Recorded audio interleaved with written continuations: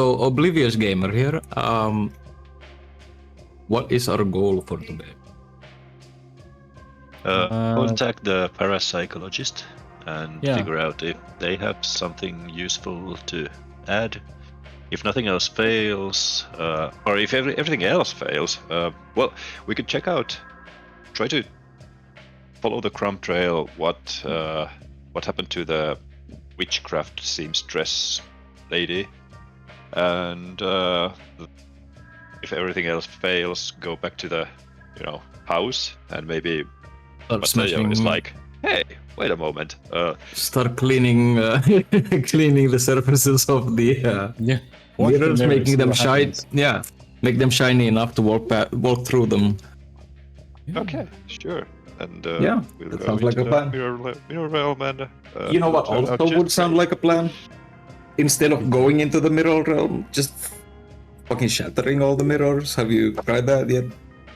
No. We didn't want to cause a ruckus. Yeah, we didn't want to break the house before we called the You're too nice. The handler and going, what was our job exactly? I had we got away yet? We know it's supernatural. I got outvoted of breaking all the mirrors.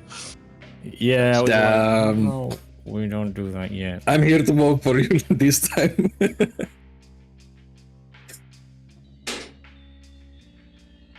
They're just mirrors. There's nothing special about mirrors, right? The mirrors are just mirrors. The house is just a house.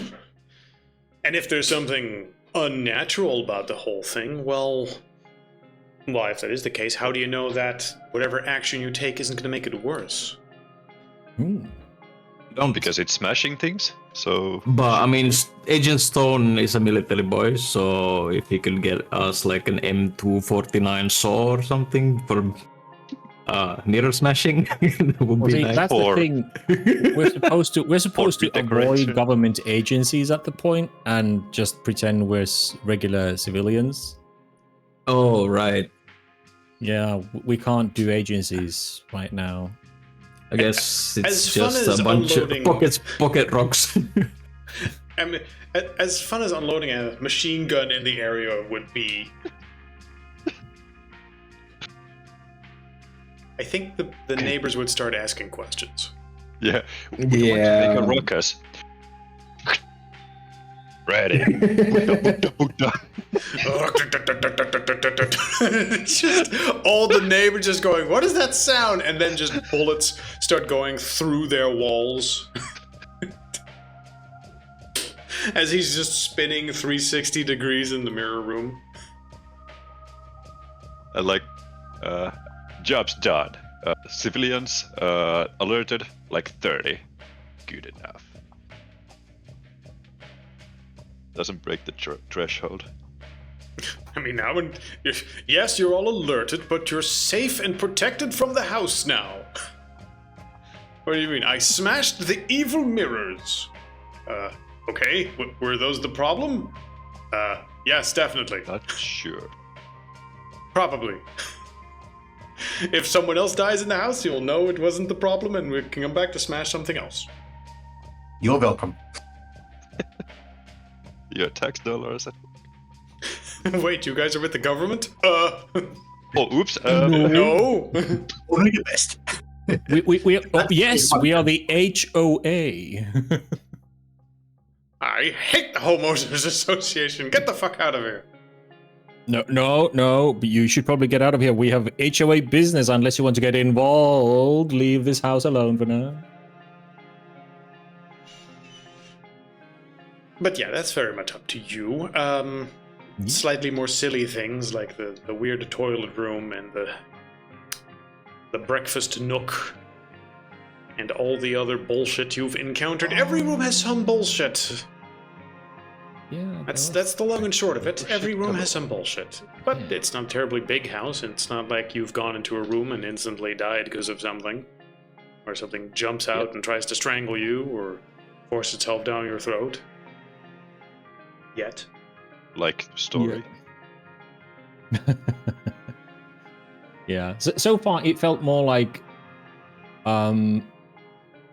I mean, everything you've encountered could very easily be rationalized away as you guys being slightly on edge and it being sort of an old spooky house. Yeah, so it could have been just psychosomatic stuff. Ghost, phantom sensations and stuff. Pretty much. Which is why we're calling parapsychologist, right? Yeah. Yes.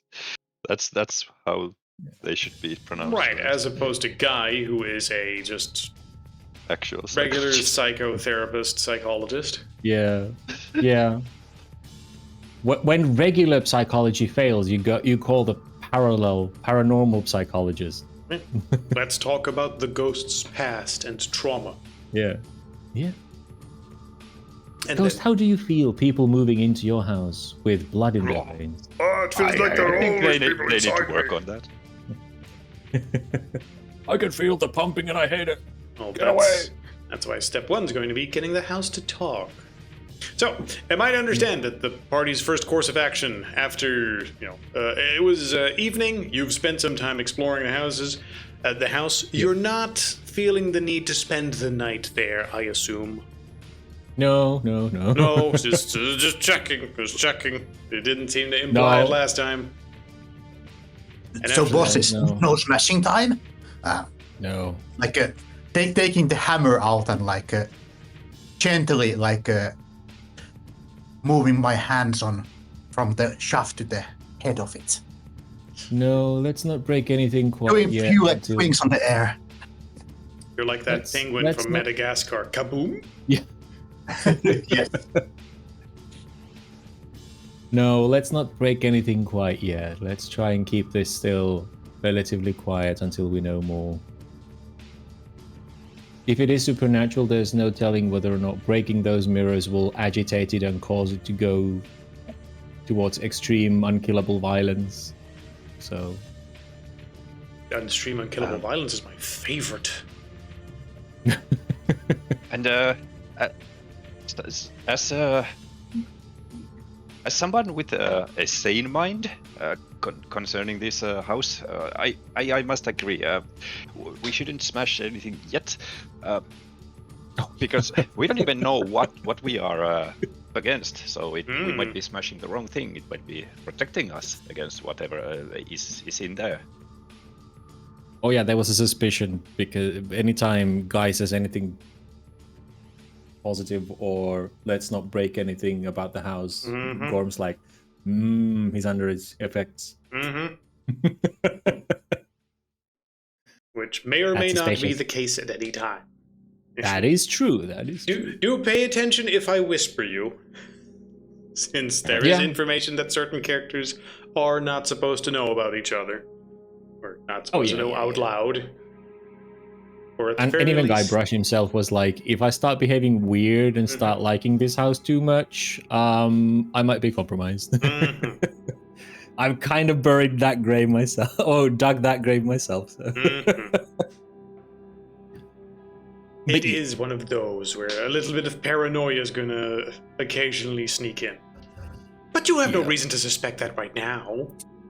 Yeah, no. That's the weirdest thing that could have happened so far. Ooh, an old house with a smell. How scary. It's still completely possible some monster's hiding in that house. You just don't know what the monster is yet. Maybe it's invisible and it was watching you the entire time. It's the worst monster of them all. Yeah, maybe there's something hiding under the floorboards. Maybe the map that I gave you of the layout is actually completely wrong and you just haven't realized that yet.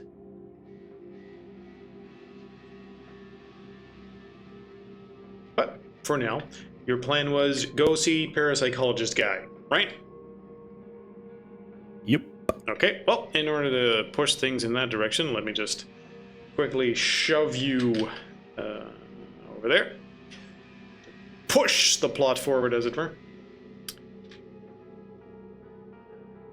Oh my goodness. What are these reading markers? the next part, Mark, by the way, the reason there's like a Dr. Gorm with red overalls is because he kinda became a plumber for a while. Yeah. At least we joked about it. Dr. Gorm He went to the bonus room and he got infected. True.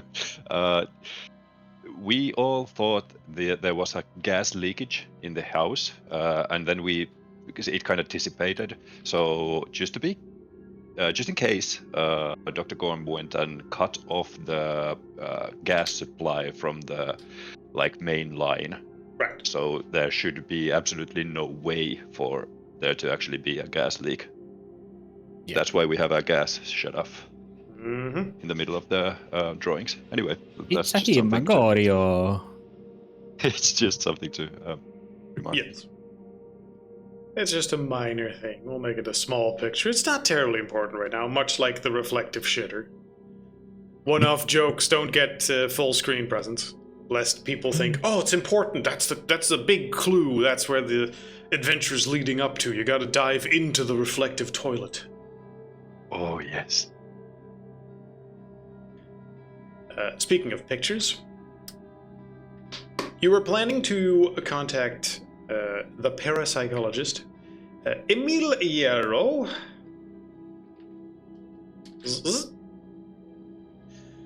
who, if you call the phone number that you were given as a contact from Delta Green, I don't know who would do the calling, but he would quickly identify himself if you call the phone number as Emil Hierro, associate professor at Fulton College, which is 2 towns over from here. How exactly would you ask him stuff while you have him on the phone? Because if you're trying to keep a low profile, you can't exactly say, hello, we are ghost hunters with a super secret government organization. Or you could. You don't know exactly how much he doesn't know. You do know that he's associated with Delta Green, most likely a friendly, maybe a full agent, you're not sure. Well, who is doing the calling? Would Dr. Gorm entrust a man he apparently suspects of being compromised do the calling? Would he have the meat-headed U.S. military guy whose go-to answer is smash or shoot? Who's most suited? Otherwise, I will just roll randomly real quick. Yeah. Well, we do have a very charismatic janitor with us this time. Hello. Last time we kinda didn't. So yeah, I can miss what we're actually doing though. That makes you the perfect person to call. Yeah, he's cooking. He's making food, so he's driving down the road and very, very distracted in the heat of the urban driving when he has to call. See, I can call. But what do you want me to say? What are we talking about? Making street food. Has he just literally been doing some other shit the entire past 2 adventures? The last thing he knows is, hey, help me move some stuff from this shack real quick into this van, and then it drove off, and he was like, okay, so what are we actually here to investigate? Holy shit. I was wondering where the corpse of the boy went. Oh no! He's making street food. We got to get rid of this corpse. Oh wow! Dried meat. Who wants cheap burritos? So cheap you won't ask about the ingredients. who wants the battered chicken legs? Hey, this tastes like very old dry chicken. Yeah. See.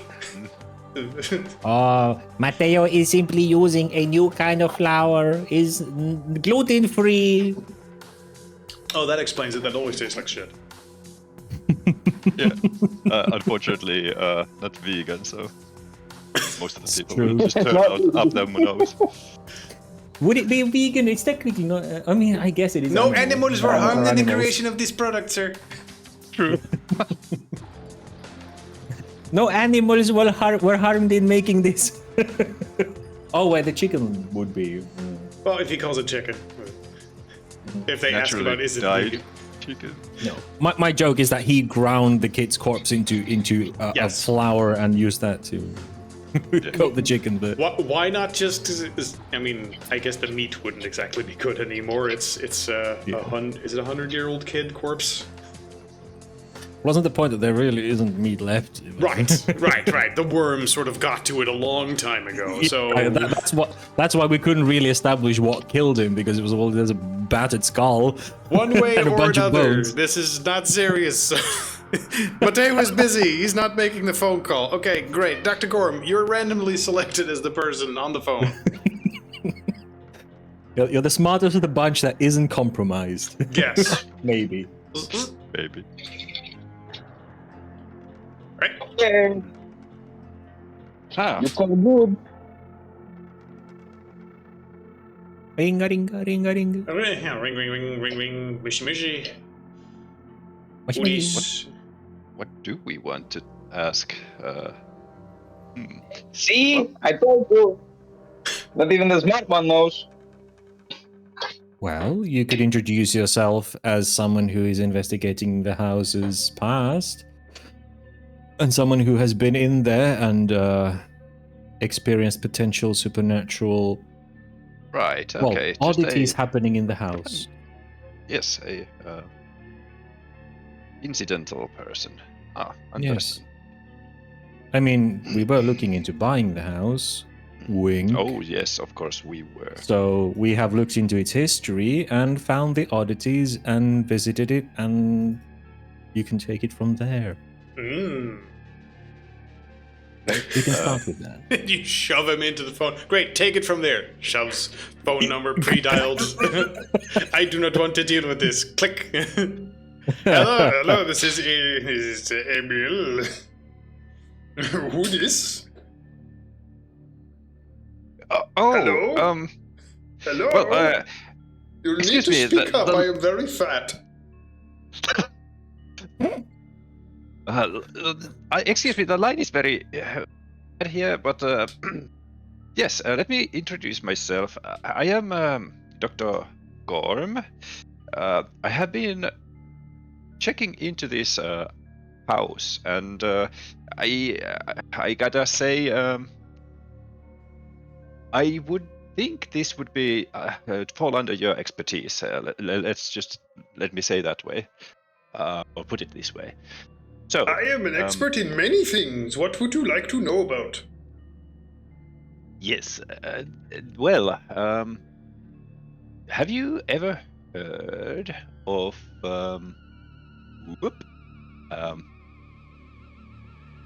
Spooner Avenue, 1206 Spooner Avenue? You hear him flip through some books and go, I believe I am aware of that. Isn't that a house in Seattle where lots of people have died under mysterious circumstances? Excellent. So you're already familiar with this case. So what I need to know is that have you checked into this and if there is anything actually supernatural behind it? Because I have to say right off the bat, I'm not trying to make like fun of this at all. I have experienced some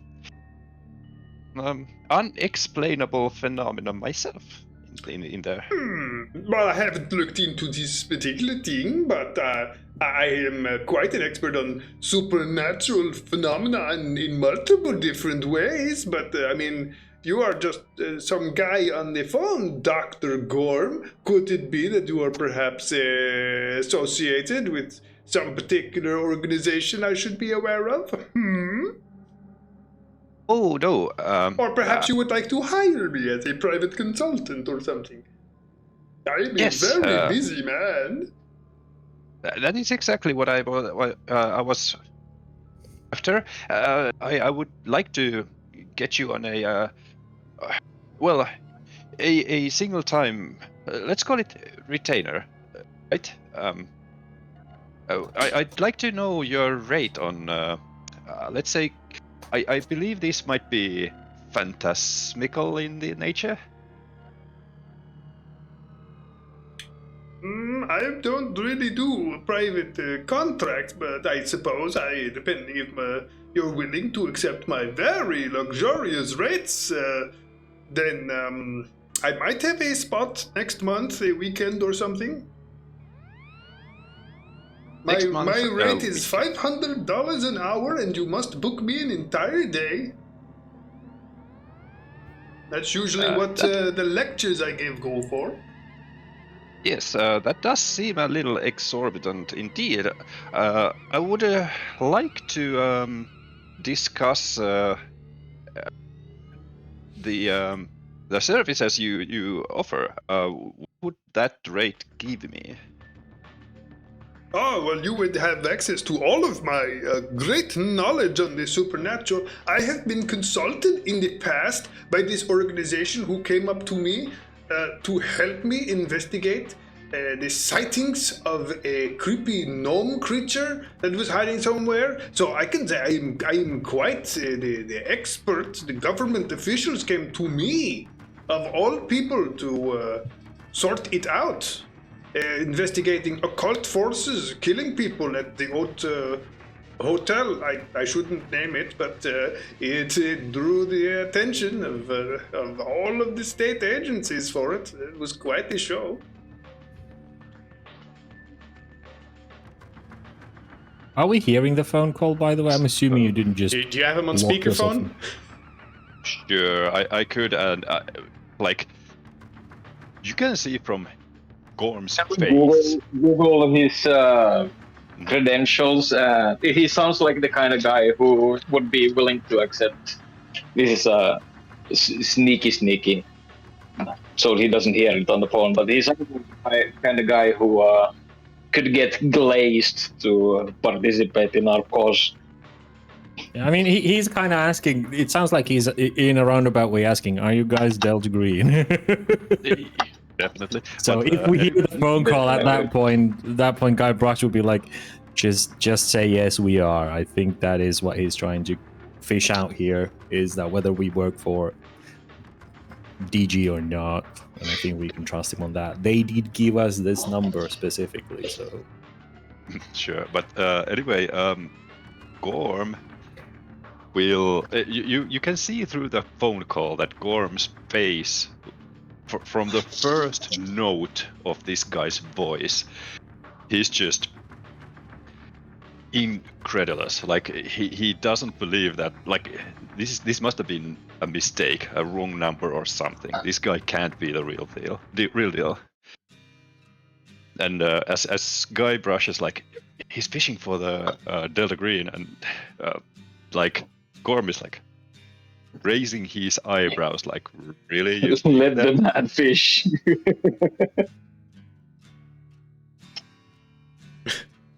His character description is he is serious, authoritative, and professional, and he has no time for levity in such a serious situation. Who's? The guy you're on the phone with. Sure. Oh, right. Yeah. That's what I conferred from that. Or Yeah. And Guy Brush will nod to like, yes. I mean, the handler specifically gave us the number of this guy. Do you think he would give us a wrong person's number on a burner phone? You know, if it's input manually, you could make a mistake on the number. Anyway. And you think they wouldn't double check? Well, I just shrug and answer to the phone like, yes. I this government agency you are very coy about. I'm assuming you were talking about Delta, right? You can hear him leaning away from the telephone and sort of making a yes sort of thing. A little celebratory.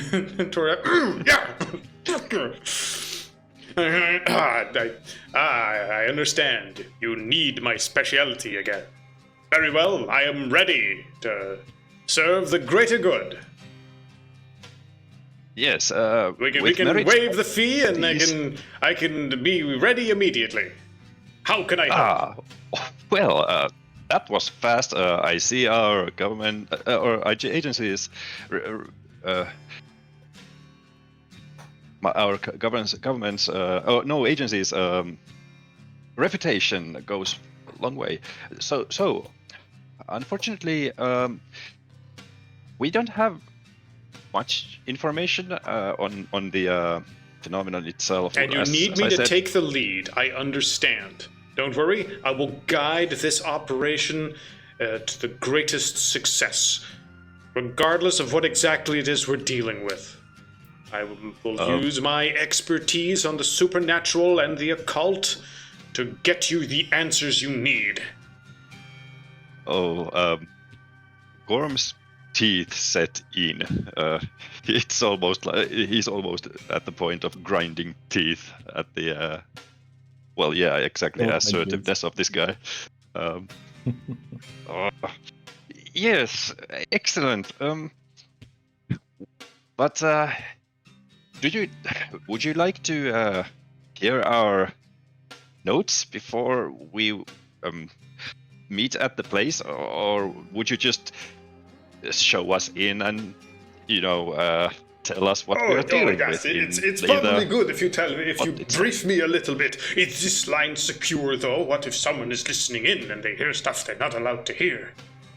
Oh, I'm sure you're a professional who would have taken care of that already. This is as secure as it gets, good sir. Okay, good. Yes, of course. Brief me. Give me the briefing so that this agent can perform as best as he can and prepare himself. I'll probably need to get some specialty bookwork from my private library. Luckily, he can't see the rolling eyes. Okay. We are dealing with some kind of maybe haunted house sort of situation. Many people died. Maybe there's an actual interval between these the disappearance, and eyewitnesses or personal experiences have taught us that the perpetrator changes the appearance. Then now and again, it doesn't hide that the killing might be unnatural, even if for some reason people do not realize or shrug at the death event itself. Like for some reason, no other parapsychologists, it seems, have been in there. Also, what was the last thing? Oh yes, we have some actual contacts for you to, if you want to talk to some with yourself, although I wouldn't recommend some of them anymore. And oh wow, out of character. Oh yeah, lots of mirrors in the house, and even ourselves, we got some possibly illusory experiences, basically hallucinations of gas leakage, weird smells and stuff. Maybe a case of demonic possession or a long-term emotional energy storage. You can hear him rubbing his belly and scratching his chin. Yes. Or perhaps a case of spiritual overflow resulting from traumatic events that have stacked up in a place. Yes. Clearly. Guybrush leans over. Yes. Go on. Well, I was about to say Guybrush leans over to the phone or nearby, and tells Gorm to remind him to mention that the original owners supposedly hired a witch of an Italian descent whose traces vanished shortly or after her residency in the house.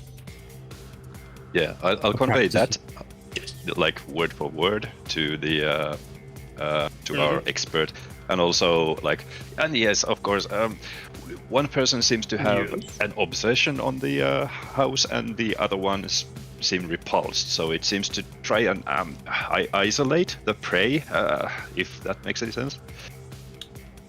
Well, that's nonsense. The best way to communicate with any entity like this that is or isn't in a house is to go there at night, ideally in a tiny group. Ideally 1-to-1, but that makes recording evidence way more difficult. So that should be our first course of business. Excellent. Equipment. What we talking about? What should we get? Well, in my experience, they respond best when you don't bring a whole bunch of bright lights, but definitely bring plenty of cameras and microphones. Cameras, microphones, We UV want lights? to be sure to record UV lights only if they're of a high enough spectrum. Otherwise, they start looking like regular lights, and that might scare them off. Our first order of business is that we record as much of the entity's presence and effects as possible. That way we can determine exactly what we are dealing with. I assume you've already looked over the history. You mentioned that you went over certain things and interviews with people you've had in the past. I don't know how much you've shared with them. I would share, let's test this guy for real, and I'll try to dump as much information as he's willing to take, basically, because if he just says okay, now you're just going into details, I'm like, okay, pull it back a bit. Okay, Dr. Gorm, give me an occult roll to just spout certain information. I will do exactly that. Ooh, I actually have some occult. Ah, it's a success. Ooh, okay. Yes, you will go over many of the terms that you think apply to this situation, some references to other well-known ghost stories and ghost mechanics. And as you do, you will hear Emil reply to each of them like, oh yes, of course, with the this and that, as if it is all just jargon, and he seems to know what he's talking about with that, at least. Well, that builds some confidence in me. So, and he replies back on a similar note with very technical terms of, seances and rituals that can be set up, and several suggestions for how you might go about certain things. He name drops certain rituals that he's heard of that potentially can be used to summon something like that, but whether or not all of it applies, you still go, yeah, I guess, I don't know. Maybe one of these things will apply. Well, sure, especially as a person who knows about occult and actually is interested in culture. He would probably want to know those rituals because they might be important later.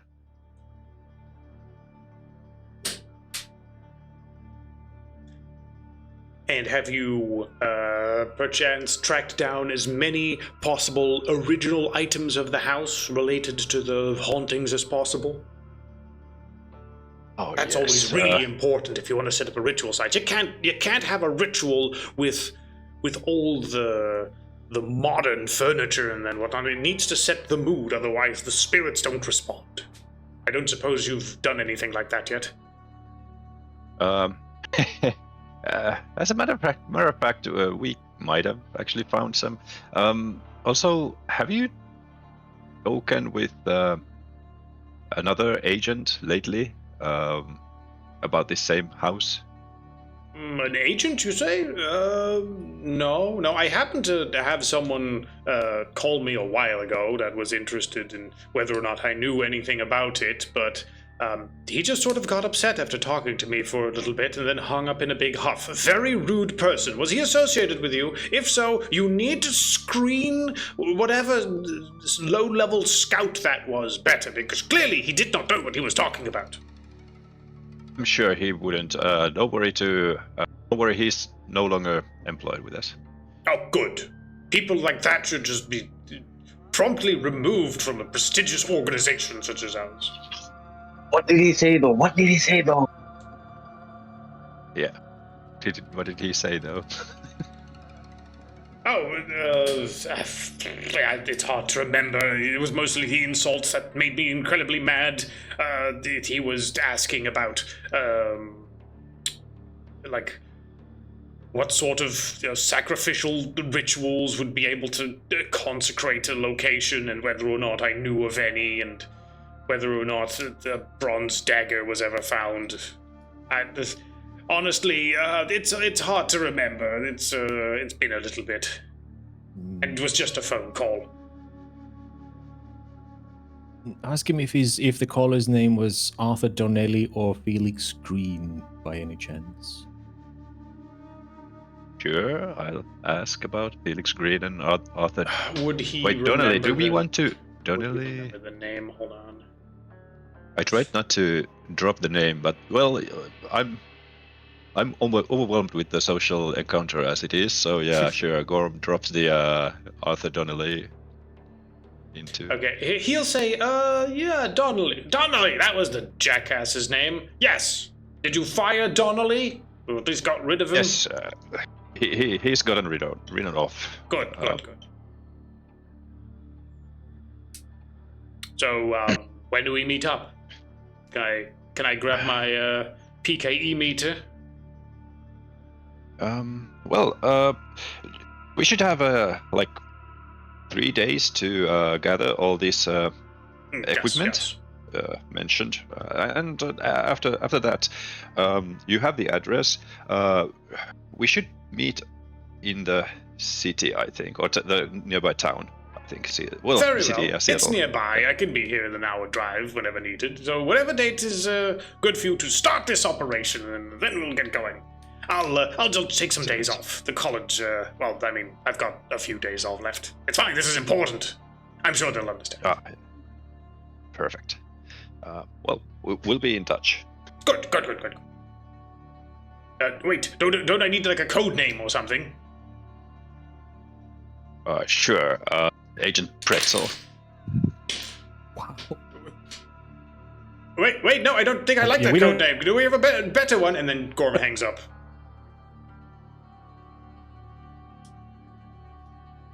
Anyway, contact established.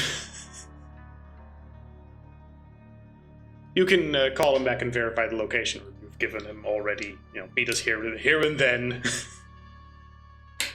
So we can move on. Okay, after that, with that guy, with whatever the fuck exactly his... Oh, did my internet just fucking cut out?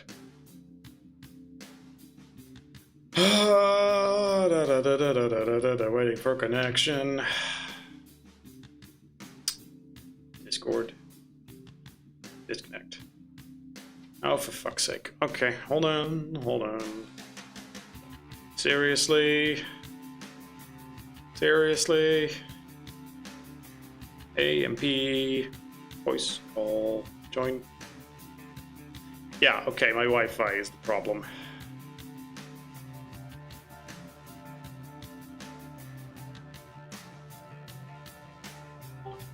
Yeah, hey guys, I think my Wi-Fi is having a minor local issue.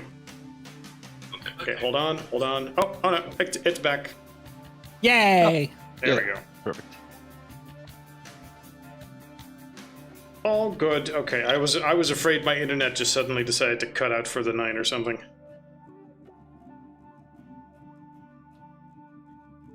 That's a relief. Oh, we can always blame United States for this. Something bad happened there. It must be. Yes. Case closed. Another fucking internet explosion. We just watched the season 12 South Park episode where the internet went out and it was just a huge modem Big that router. just needed to be reconnected. Yeah, big router. Yep. So That's yeah, always maybe the that case. happened. Yeah, just someone tripped over the internet wire somewhere. Yeah. Big rabbit chewing on it. Anyway, you've had your talk with Emiliero, and I don't know if the last part was clear, but you pick some date to meet up with him. And What whichever days? you pick and decide to give him, that's what'll happen. And we'll try to scrounge. Well, at least Gorm tries to scrounge for the equipment mentioned.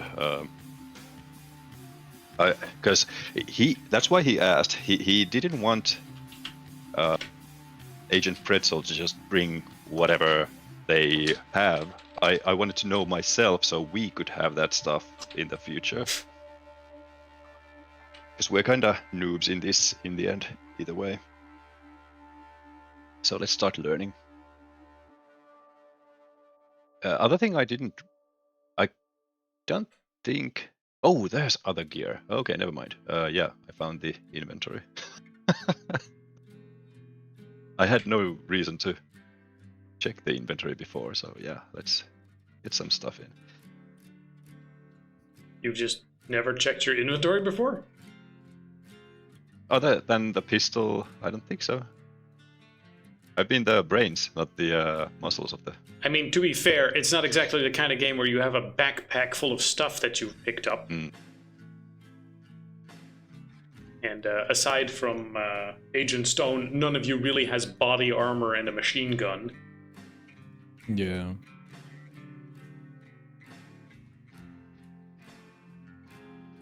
Yeah, I'll put some stuff like the UV light ×2, camera with night vision, and stuff like that. Yeah, Good. I'm writing down what I remember from Phasmophobia, the game. Yeah, so you know what? I think Phasmophobia is a good reference point for a lot of the stuff happening here. Yes, it was.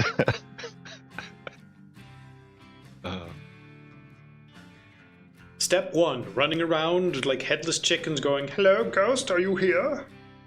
Hello, ghost? Make a spooky noise if you are here." And then someone gets their head ripped off. And then everyone goes, "Hello, ghost? Which ghost does that? Which ghost is the head ripper ghost? Check the notebook. Oh, it's the head ripper ghost. In order to fight the head ripper ghost, you got to..." And then that guy gets his head ripped off. Yep. Sounds familiar. So now the trick is just don't be the first guy to get their head ripped off. That's why you now have Agent Pretzel.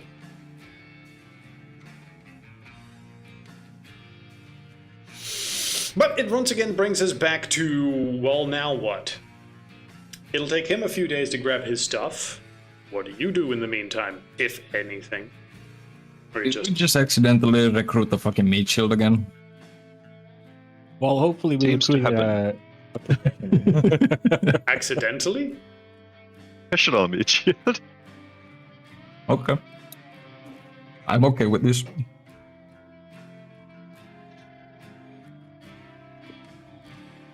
Weird How long did he say? Yeah. Like a couple of days. You guys Couple picked days. the date effectively, so... And he's coming over. Yeah, in Seattle, and then we Yeah. can just hit the house.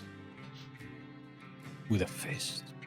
So do we actually just wait for him, or do we do some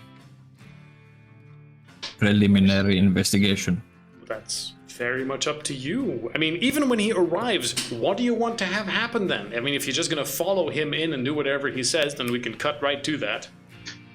Well, Gorm does remind, like, okay, we do have that witch seamstress lady that we could like follow up on, and also those like antique furniture. Yeah, they're kind of important for the ritual we might be performing. So, where did you guys dump them?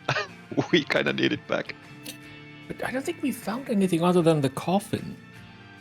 Actually, way, inside that there place was an a big antique list of stuff.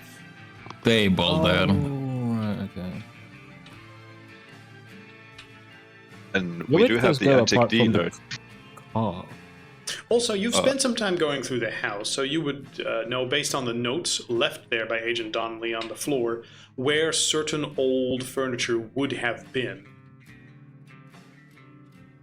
So you're He's like aware done of half the things. stuff for us. Right. So, you know, that's a hunt like a treasure hunt you could be having at the moment. Yes. If you think it's important, there's also treasure other hunt, things you can spend your time on, like getting certain equipment you might need, or studying. Like up a ceremonial bronze dagger that we definitely won't be needing. Yeah, stuff like that.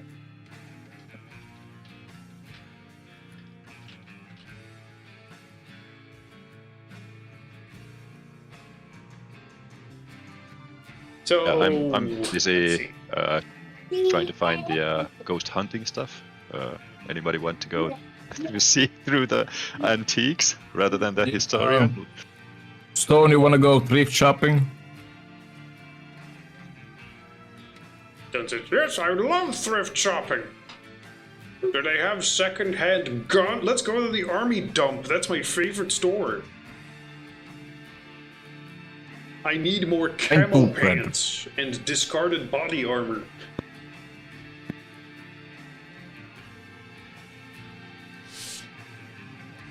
He says. Okay, good. So Mateo and Stone go off to the army surplus store. Wait, that wasn't what you intended to do. While Gorm and Guy Brush go to actually hunt. Sure, we will have to visit one if there is one. There always is one. From the local military base. And more ammo than you know what to do with, but it's cheap, so you buy it anyway. That's the rule. If it's below market price, you snatch up the ammo, because Stone just keeps saying, no, I'm telling you, in the next decade, this ammo is going to go skyrocketing in price. This thing will be better than gold coins as an investment. And Mateo's like, no, it's not. This is silly. Ammo can't possibly be that expensive. Meanwhile, in 2026, 6mm ammo is like, $15 per round or something. Anyway, let me know if Mateo and Stone go for anything in particular, because I am joking about it. From the stuff in the house... Antique stores, thrift shops. Yes, good. Go around and try to find anything matching, like matching to having the carvings that we've seen before, stuff like that.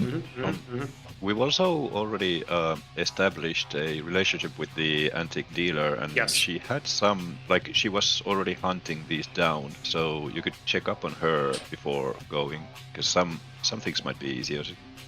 Yeah, she might actually have clues and pointers. Yeah, you can go to the lady, ask her for help. You have seen certain things in the house, which would need a little bit of deciphering, but with the relevant skill check, you might be able to get more information that way. And after that, finding something you're looking for also needs to happen. So the question is that just Mateo and Stone? What are the others doing in the meantime during these few days? Dr. Gorman? Guy? Are Gorm and Guy going to try and hunt down for more about... the Italian lady? Yeah, Divatello. Yes, I'll leave that to you, because I'm hunting down the ghost hunting stuff. So yeah, I think I'll leave this spotlight to you guys.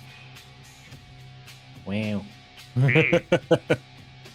What you're saying is you're gonna order pizza and sit inside for a few days. Oh, already? Yeah, definitely. Yeah, in game. We already ate pizza. Yeah, I've eaten 2 pizzas in 2 days. At least I got chicken. Chicken.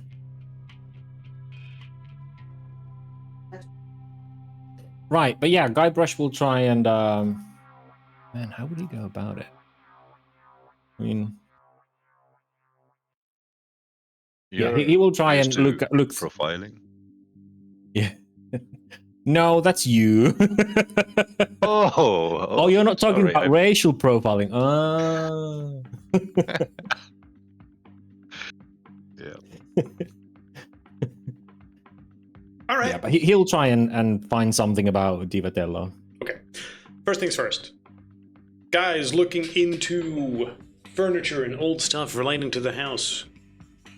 Those of you searching for that, first off, give me a search check for what you would have done as you were going through the house. Because you were going through it, but whether or not you find notes, and it was a bit of a mess, and who knows which parts particularly related to how the house was set up, and what parts related to, this is a creepy thing, and what related to, there used to be an object here. Look, stain in the carpet that says a thing. So for that, give me a search check for those of you that would have been involved in that. The house in general. The house, Was and I there? particularly the furniture. You were all there, so I'm going to say Mateo was there. If someone who was specifically somewhere else, you were in the background. You were there following around. While everyone else was looking for spooky things and smells, you were looking for furniture stains. Like, look, carpet not cleaned. Did I find any? Nope. Failure. Was anyone else doing that? If so, you'll just need to go with yeah. surface level stuff. Sure. Sure. 'Cause, yeah. I would Can be stone hole? interested in that. Yeah, sure. If you're like, yes, I would have done this, and then we average out successes. Yeah. So go right ahead and roll that too. Roll 20 very slow. Yeah, well, I don't know if you had Sometimes. everything opened yet or whatnot. Or Remember maybe it's to- your turn to have Wi-Fi issues. Might be. Ooh. Remember to tick the failures. Hmm. What were we searching for? You are Uh, looking for clues as to what furniture used to be here. Oh, well, yeah, I was looking for mirrors and stuff, so he was definitely paying attention to that. Okay, Around here we the go. house. So that's Ooh. failure, and Dr. Gorm has a thing. Okay. I'm gonna say that with that, despite all the various markings that are in the place, the only thing where you're like, hey, there used to be a big thing here, seems to be where a piano once stood. It's a very specific shape. The square with the little seat. And going by the stains on the wall and the floor and the indentation in the wood, it's all like, okay, a big piano used to be here. And even while you were there, you could swear you occasionally heard like the tones of the piano ghostly floating in the wind, which at the time reminded you like, oh, it seems like there would be a piano here. You can almost hear it. Of course, where it is, that's anybody's guess right now. But now that you're aware it exists, the people that are looking for it can roll me some bureaucracy to simply go through the process of contacting all the local stores, contacting the people that may or may not have been interested in it and worked there at a time, going through a paper trail, presenting the right authorities, yada yada yada yada. If you wouldn't mind rolling that, anyone who's involved in it, which particularly Guy isn't, because you're doing other things, so Yes. only people are Divatello. spending their time on that. You're spending time on Divatello, so give me a Yes. research check in the meantime. I'm forgetting what the exact role was for research on something like this. It's history, I think. So Damn it. That's not my best. History or research. That's another. is research a specific skill? Yep. It's a skill, I think. Where? No, it wasn't. No, you're No, you're it thinking isn't. of Call of Research. Cthulhu, I think. Yeah, Maybe. Or I- maybe Hunter. Who knows? Maybe you can use the skill that you're actually searching for. If you're searching for weapons, then you use some military, and if you're searching for Sometimes. history, search. Sometimes. I do not have history. Yeah. Was Well, anyone doing history's this with him? 10. Was Dr. Gorm helping him? No, he was looking at something else. Well, then Yeah. you're sort of stuck doing history, I think, for now, so roll it. Yay! Here Yay, goes with well, the 10%. get your skill up. No! That probably would have been a fail even if you had high skills on it. So whatever, mark it as a thing and we move on. Yep.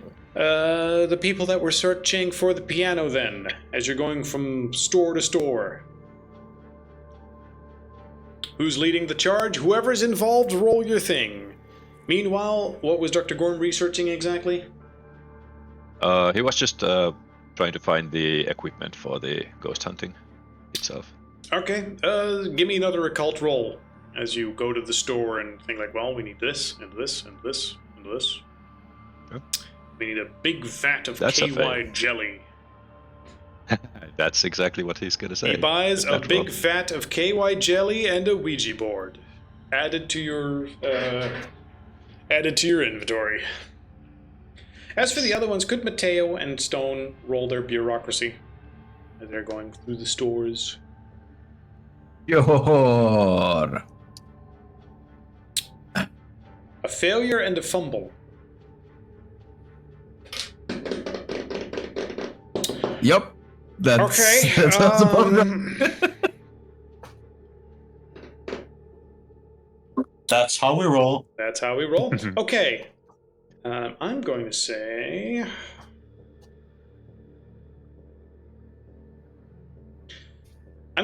you identify what store the piano is in. Let me...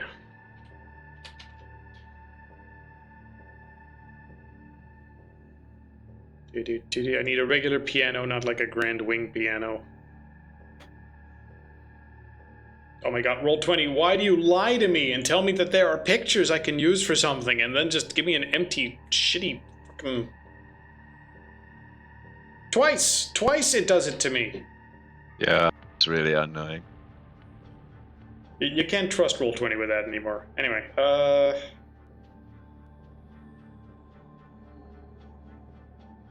there. Fucking piano.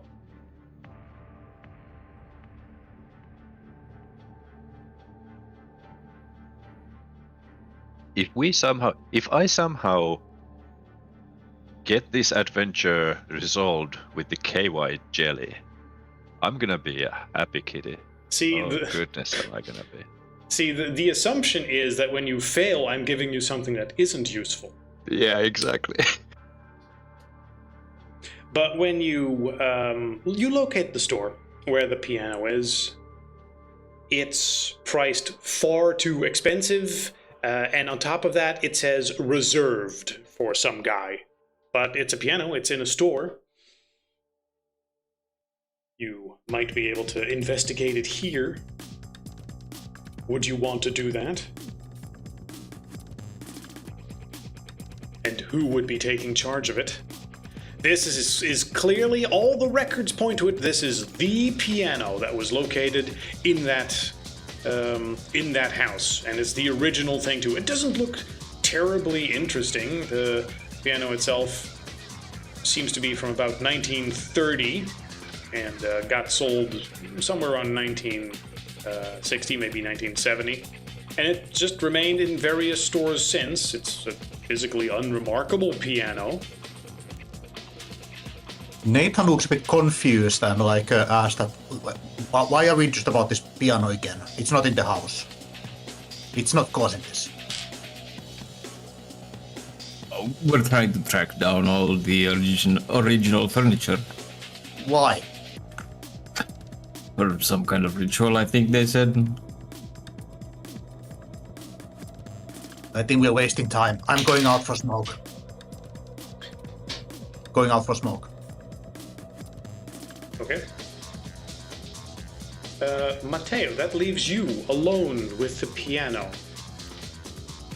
Yeah. Can I play piano? You feel like Where's you my could. piano skill? Interesting. There is a mirror on the backstop of the piano. Okay. On the what? On the What backstop. part? What's Hold backstop? on. I'm also trying to give you the proper version rather than also known as the back check or catcher is a small leather-covered wood block attached to the back of the piano via wire. That doesn't fucking help me in this case. According to this, there's a mirror on the inside of the piano. Yeah, right. So okay, so it's one of those where you can actually see like the strings in Yes. front of you, and then yeah, okay. And And then mirror is kind of there. Like a okay. grand piano. Yes. When you look at it, inside the piano to investigate it, and see that mirror inside there, you will catch the reflection of a woman sitting at the piano, hands at, just sort of resting on the keys, not playing it. Give me a quick sanity check. Oh, that's a fumble.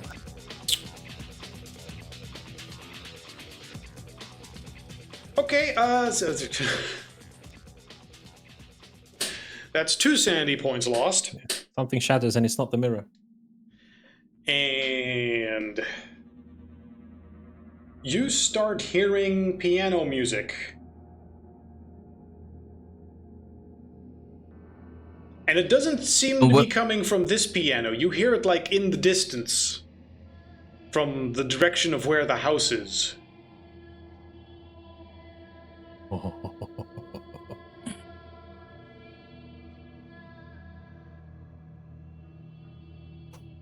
And you can hear it even now. It's not loud, it's not omnipresent. But Mateo hears it. He's like, nope, I hear piano music. Why am I We're hearing currently in piano an music? antique shop. Yes. I mean, there's also pianos here, so that's not that weird. Yeah, I'm just... It would not be a good idea to sledgehammer this fucking piano right now. You feel like you should, but Yeah. it's not exactly the place for it. I would like to purchase this piano. No, he's reserved. I'm going to smash this piano. Yeah, I'm thinking... Does it have a price tag on it or anything? Well, I mean, it has a price tag of a few $1,000s, but Yikes. it's also reserved for someone else. So. Oh, it's also reserved for someone else. Oh, shit. Granted, you do feel like that few $1,000s is woefully overpriced. That's most likely one of the reasons it just hasn't been sold yet. But you know, it shares some of the intricate carving that supposedly some of the other things in the house had, as well as being mirrored in several places. So it's definitely, you know, unique-ish. It has history to it, but otherwise it's not a remarkable special piano. They're like, oh no, a 50, 100-something-year-old piano got broken. How horrible. Of course, you know, after you deal with the... If that were to happen, if it were to break, but you would need to deal I'm with checking the why police. should I lose 4 sanity? 4? No, I said 2. Sanity rolls. Agent loses the most possible sanity, and the loss for failing the sanity You lose roll. 2. It's fine.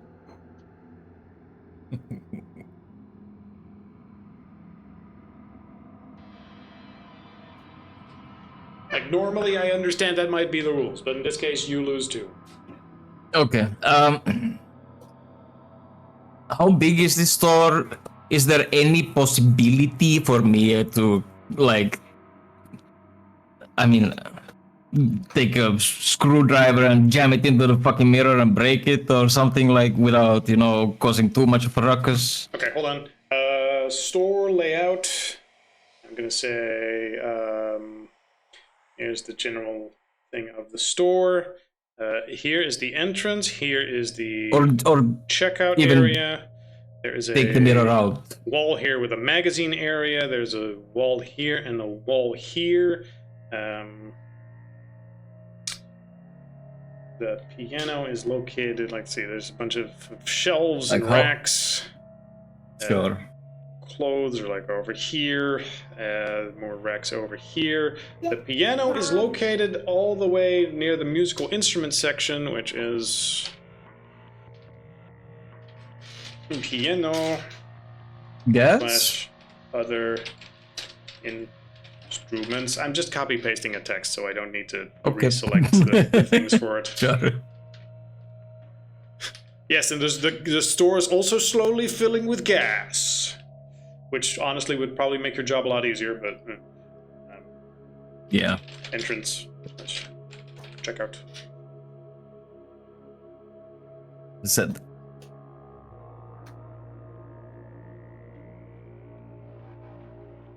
So is that like a separate room for all the? Oh, never. Okay. Storage. Yeah, I'll let you finish. There you go. So There's it's being parts of held the in the storage, or is that It's like a not separate being held in the room? storage. I'm just saying this area right here, up against a wall. This is the piano. Like Gotcha. right, Yeah. right Okay. here, piano. Which gives you an idea of what Yeah, you so would need this to is navigate around. entrance, and then the store like. Go around. Is this a shelf here? Yeah, or is it? that's a wall. That's a wall and a. Oh, it's a wall. Okay, so we are kind of hidden right now. Yeah, you are kind of hidden. What somewhere about outside. cameras? Can I like? There are cameras in the area, but they're sort of the simple little round things. You imagine it's sort of aimed at the general area. Yeah, how big is the mirror? How big is the mirror inside the piano? It takes up the back of the piano, so it's the width of the piano and the. If we're taking the little drawing of the piano, if I understand it correctly, there is a. It's like the whole back panel is a fucking mirror. Yeah, this is something that you can flip up, and then the mirror would be in the back, like here. Yeah. Okay. Like so. If I understand it correctly, which personally I find a very fucking weird place to put a mirror, but there you go. I'm also just going with the material as it's presented. That is apparently the backstop. If someone knows this better, or, honestly, the Google giving me the description of what exactly the backstop is. It could also be, no, that wouldn't make sense. You wouldn't call the front the backstop, right? You wouldn't call this area the backstop. That's not the fucking backstop, right? I don't know. That's got a mirror on it. It was definitely not what I was imagining myself, but it's got a mirror on it. Actually, found a very similar image here, and actually there are like fancy ones too. That looks like dressing or dressers. Yeah. Okay. Could you give the picture? Did you put it in the What thing? is this? It's in Delta Grid Discord. Oh, there it is. Why would So, that one? That one's like on The top of the thing. narcissist piano. Holy fuck. So you can see yourself while playing. Oh Yeah. maybe it could also maybe be it's probably... from tavern times from Wild West, where you need to Yeah, that's what I was somebody's thinking fucking also. shooting somebody. That, or it could also be if it's in a parlor where a lot of people are behind, so you can see people and your audience when you're playing. That one makes a degree of sense. Playing or not, that makes more sense than the Wild West thing. Like, I gotta make sure they don't shoot me in the back, and then when they do, you gotta quickly spin around and be like, ah! So, I don't know exactly how this would translate to this 20s thing. to 50s movies where the lady of the house is playing and you got people. Yeah, the lady that I saw in the mirror, was she wearing like Western clothes? She was, would you even be able to recognize Western clothes?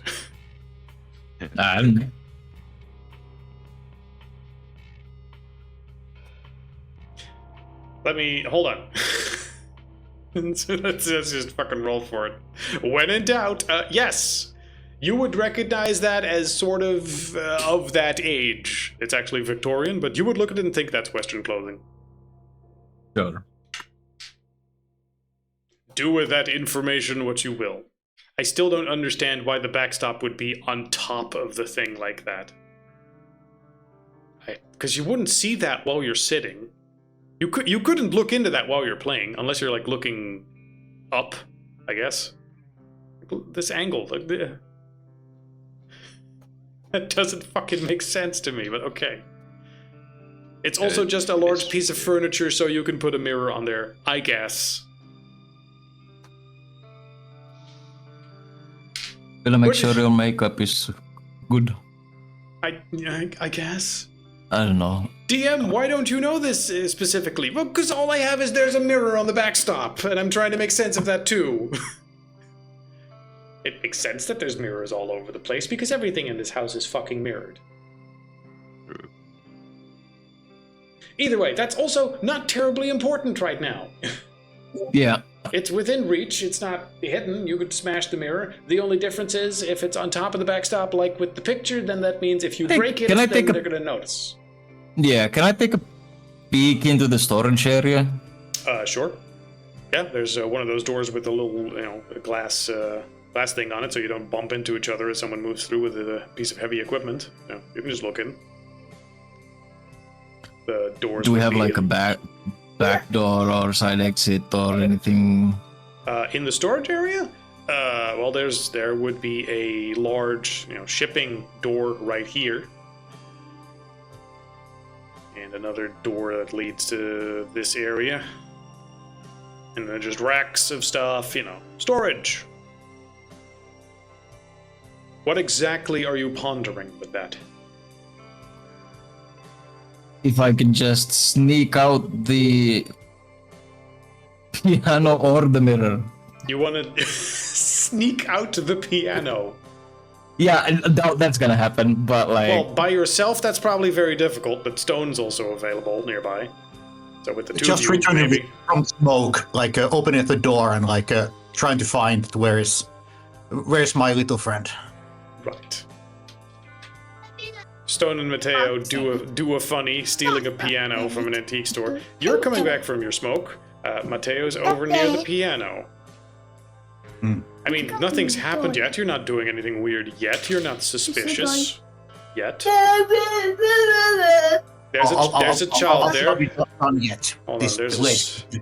there's a tiny Mateo near Mateo making wah noises.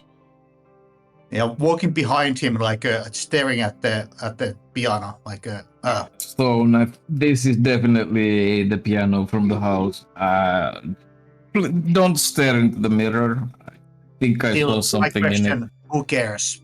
And like I play one of the notes with the piano with my big finger. It worked. Yep, it's a piano. Are you going to buy it? If not, let's get hell out of here. Mateo? It's fucking haunted. We need to get rid of this thing. There's a spirit in the mirror. Well, isn't that kind of not our job at this moment? Isn't that kind of like exactly our job at the moment? It's not in the house. Well, it's from the house. So, is this place haunted? It's gonna be. That's no fucking spirit in it. Like, so yes, technically. I'm smelling that. Is he drunk?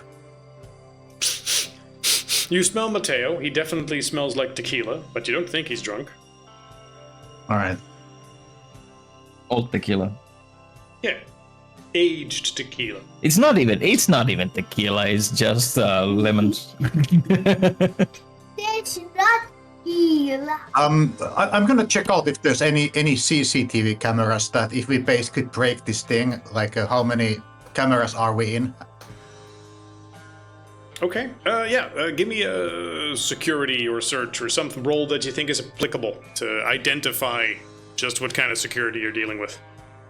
As Stone does a quick sweep while also trying not to seem suspicious as the store. Oh, okay, yeah. You find the exact angle of the store where you're like, look, if we just move here, stand next to the piano, and then wait for that camera to spin, we have like a full minute where we can do whatever the fuck we want. We have to have a fucking spinning camera in some antique store. I mean, it's one of those little orb things, and it's just sort of on a program that slowly pans the store, so it gets all the angles without needing 100 cameras. That's so funny. All right. Is there something that? Oh, I guess they have a staff here, right? Yeah, they do. They're right at the checkout next to you right now. Well, we cannot do anything without creating a lot of noise. I mean, you're in a store and you're talking about destroying a piano. It's probably going to be noisy. Whispering. Either way. Yeah, you're whispering. You can do just fine. That's not going to draw any attention. It's just you guys talking. Well, I would at least do it that night and not doing the fucking. Stone, you wanna go to jail? I mean, Yeah, usually breaking stuff is taking you to jail. Yeah, I was thinking we just do like a bar fight kind of thing and accidentally stumble over this, you spend the night in jail, I mean, get rid of the thing. with Stone's expertise, you know you're not going to be on camera when it happens. So you can spin it however you want. Yeah, but I'm pretty sure that we have being in the camera already, and we are the only customers in the store, so... Oh yeah, but then, oops, accident, I'm sure you have insurance for that, tee and then you leave. Yeah, exactly. We'll just have a little fight.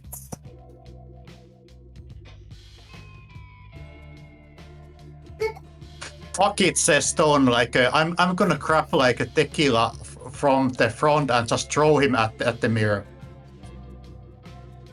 You're gonna grab tequila from the front, as in tequila being Mateo's name. You're gonna grab Mateo and throw him at the mirror. Yes. And then, like, shout angrily, that is for fucking with my wife. Whoop. The tiny Mateo runs off. Oh no! You pick up Mateo above your head and throw him into the piano. And then I will just walk out of the store. This is your problem now. That was your idea. Okay. For destruction, roll me.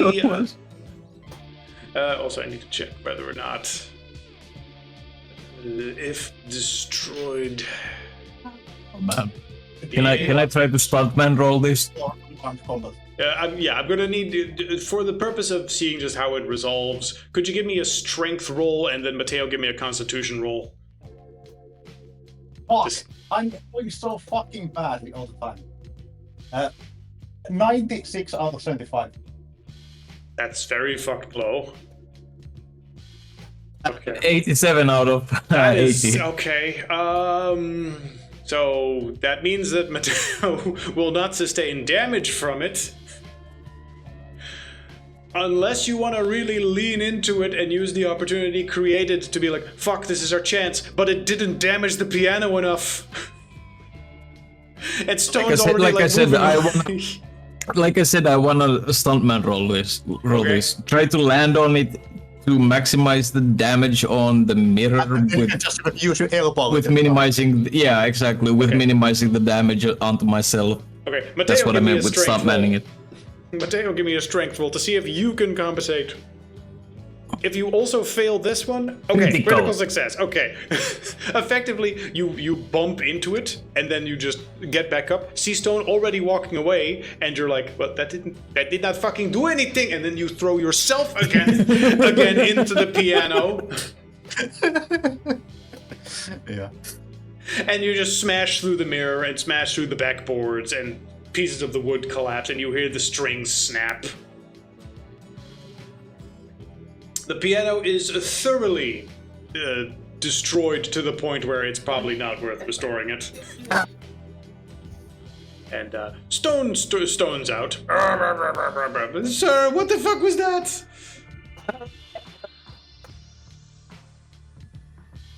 Hello, my microphone is fucking not picking up me for some reason. I'm just gonna start making like hurt noises, thinking this is football or something, soccer. Oh, what is Pilmaamin and yeah. Taking a dive. Yeah, a lot of anger, frustration, and damage. Off the truck and then waiting for him to arrive. I'm gonna yell after the guy. What would I yell actually? What did you say, for fucking your wife? Yeah. That's what he said. That's what you get for fucking my wife, whether or not you're going with that story. As, of course, at that point, with all the noise, one of the store clerks is going to come in, and it's going to be small a big price scene. to pay with for that ass. Okay. I think I'm hurt, man. Okay, well, you just destroyed a whole bunch here. And like, oh my god, the thing. Who was that guy? Did he assault you? Yeah, he threw me onto this piano. I think I've really hurt my arm. Do you know who that guy was? He stormed out. I mean, he said I was fucking his wife, but I'd be fucking a lot. Okay, we'll call the police and we'll see what happened. And they insist that you sort of sit by and they try to take care of your wounds. And the police is called. They arrive, they take a statement from you. As they're like, well, okay, some angry guy. Could you give us a description of the guy? Now, because his earlier check, he avoided all the security cameras. I don't know, he was... Came out of nowhere, that man. Like, a really big guy. Strong enough to throw me onto the thing. I don't know. I don't know if he was like just taking a lot of sun or if he was a little bit also had a little color on him. It's hard to tell. Okay, so you're giving vague contradictory statements. Yes. Okay. I mean, check the cameras or something. I don't know, man. Okay, you give the police a runaround. And ultimately, I mean, the store is upset, but with the police statement and this, they're pretty certain insurance will be able to cover this. And they seem more worried that you're going to press charges somehow on the store for letting something like this happen. And, oh, please don't sue us. And after a few hours of police shenanigans and bureaucracy, you're ultimately able to just leave, and they seem glad, and you spin them a story of, no, okay, I won't sue, you're not responsible for this, I seem to be okay, just my pride being hurt. No, I don't know who that guy is. And then you leave. And you meet up with Stone and you drive off. Tee-hee. Yeah, I have like ready like a big hamburger for him and like a cup of coffee. Sorry about that. The coffee's gonna... I'm not very good at improvising. I did my best. No, that was good. You should have thrown me a little harder, actually. Oh, but... I think I need to cut down on the donuts or something. It felt like you couldn't really lift me proper. Okay. Or maybe you need to start hitting the gym. I start... You might be a bit tougher than I thought. Maybe you have... Yeah, I start... You keep cutting out. Or is it my connection again? No, he keeps No. out. This keeps cutting me out. I'm so fucking frustrated. I'm gonna get crisp off. Like, holy fuck.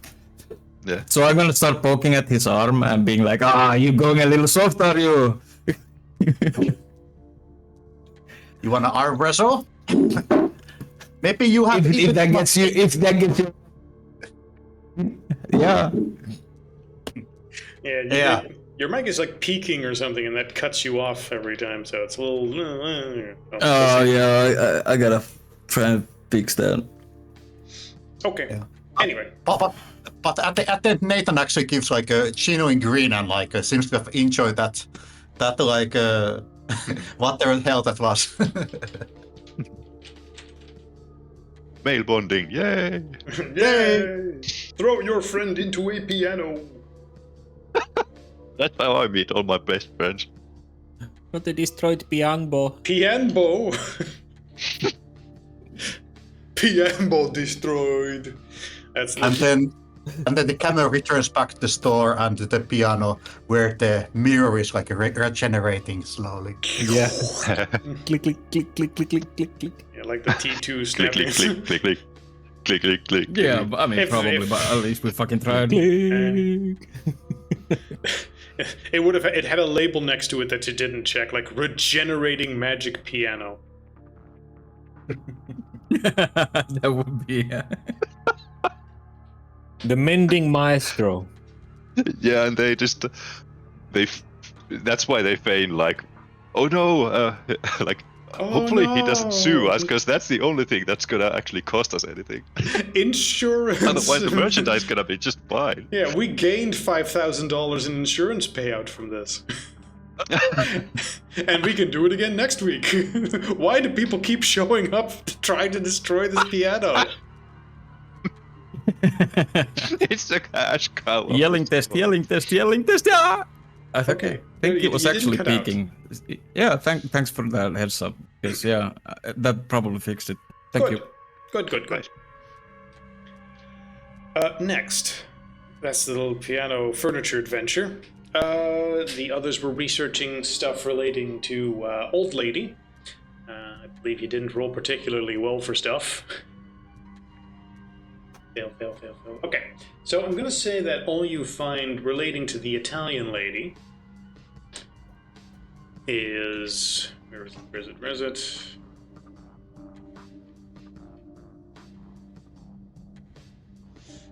Let's see, a news article from November 1937 talks about Matthew Harrigan, son of a wealthy local politician, and some friends are reportedly accosted on the street by Antonio Di Vitello, an Italian immigrant recently living at 1206 Spooner Avenue. Police say Di Vitello, who was battered and bruised but not badly hurt, let loose a stream of foul, incomprehensible Italian curses at the lads as he was taken away. Reading between the lines, it's clear that Di Vitello himself was initially attacked by these people. A follow-up article sometimes later will say that Di Vitello was held for a short period of time and then released to Isabel Wheeler, who paid his bond. It also states that they suspect that Antonio must be related to Adele Di Vitello, Isabel Wheeler's nurse. And that's it. It's just a small news article that mentions the name, nothing more.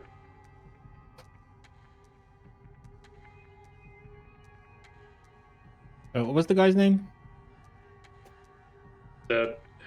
Matthew Harrigan was the son of the wealthy local politician, and the man in question was Antonio Di Vitello. Since apparently the Italian lady was not just living there by herself as some sort of live-in, but there with family as well. All right. So it seems like it's like an entire party of Italians was in that house, hidden away in the folds somewhere. And the police seemed surprised about it. Where the fuck are all these Italians coming from?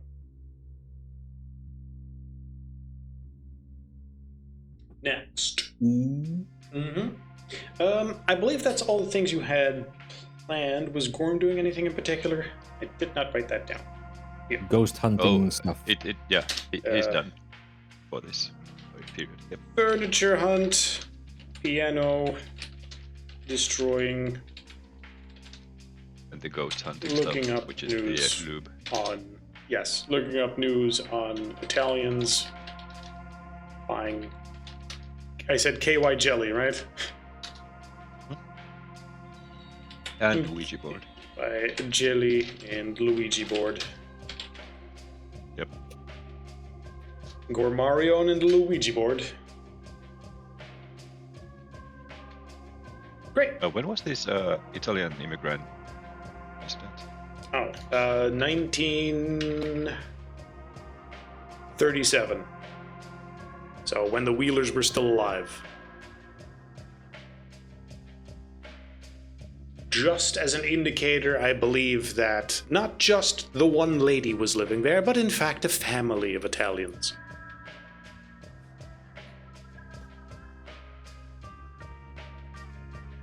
So, when you go back to the house, 1, you better have someone that speaks Italian, and 2, you're not just dealing with one Italian that's going to attack you when you break the pasta. No, all of them are going to attack you.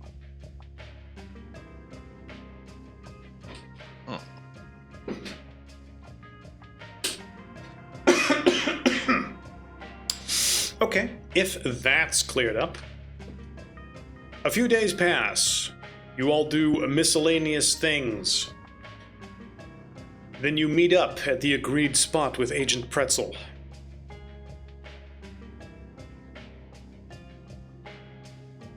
He says, I don't like this codename. Can I have a different one?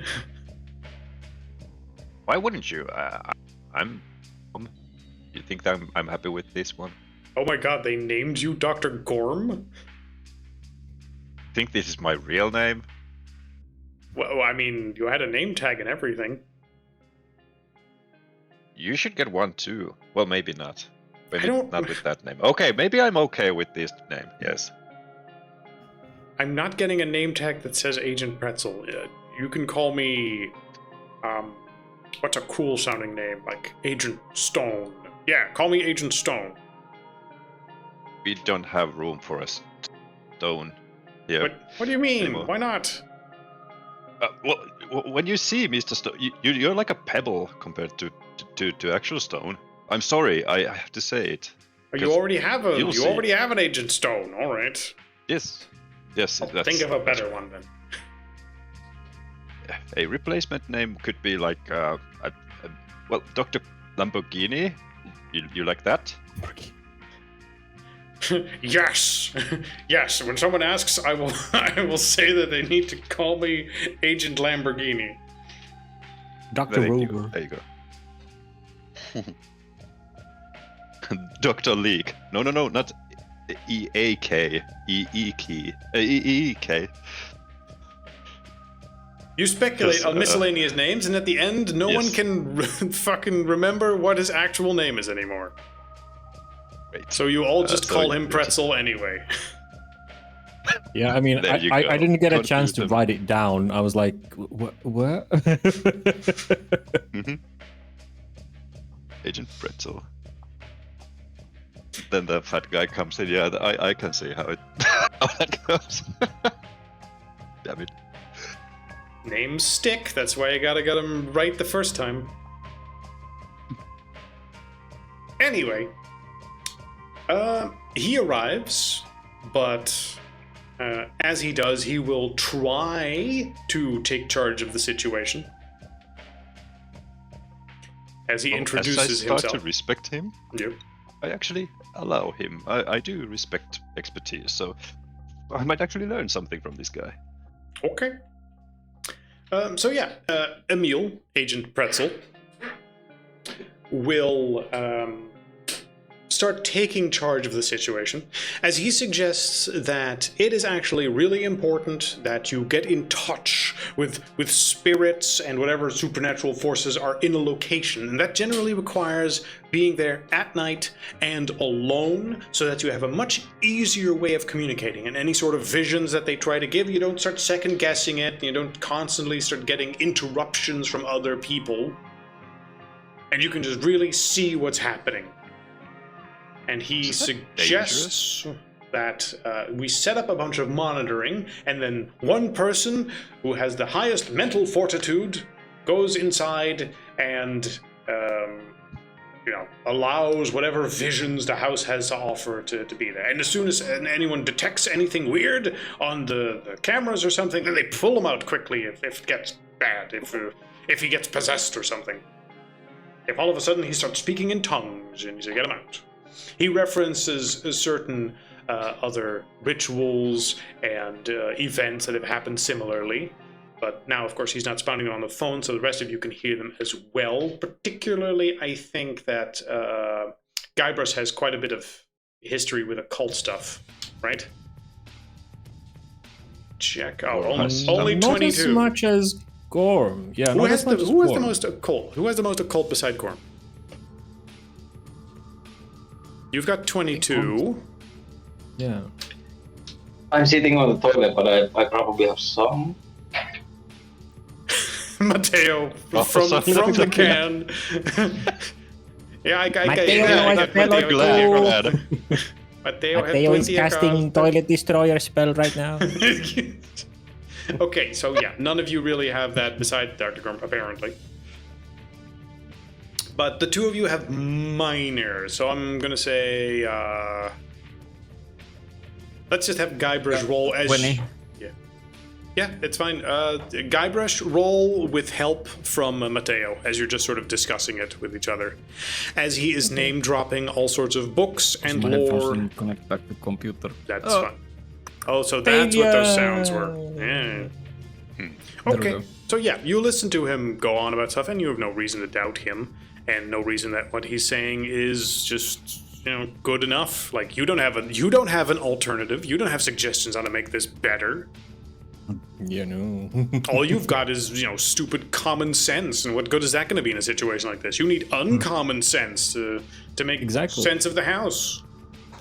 Normal sense.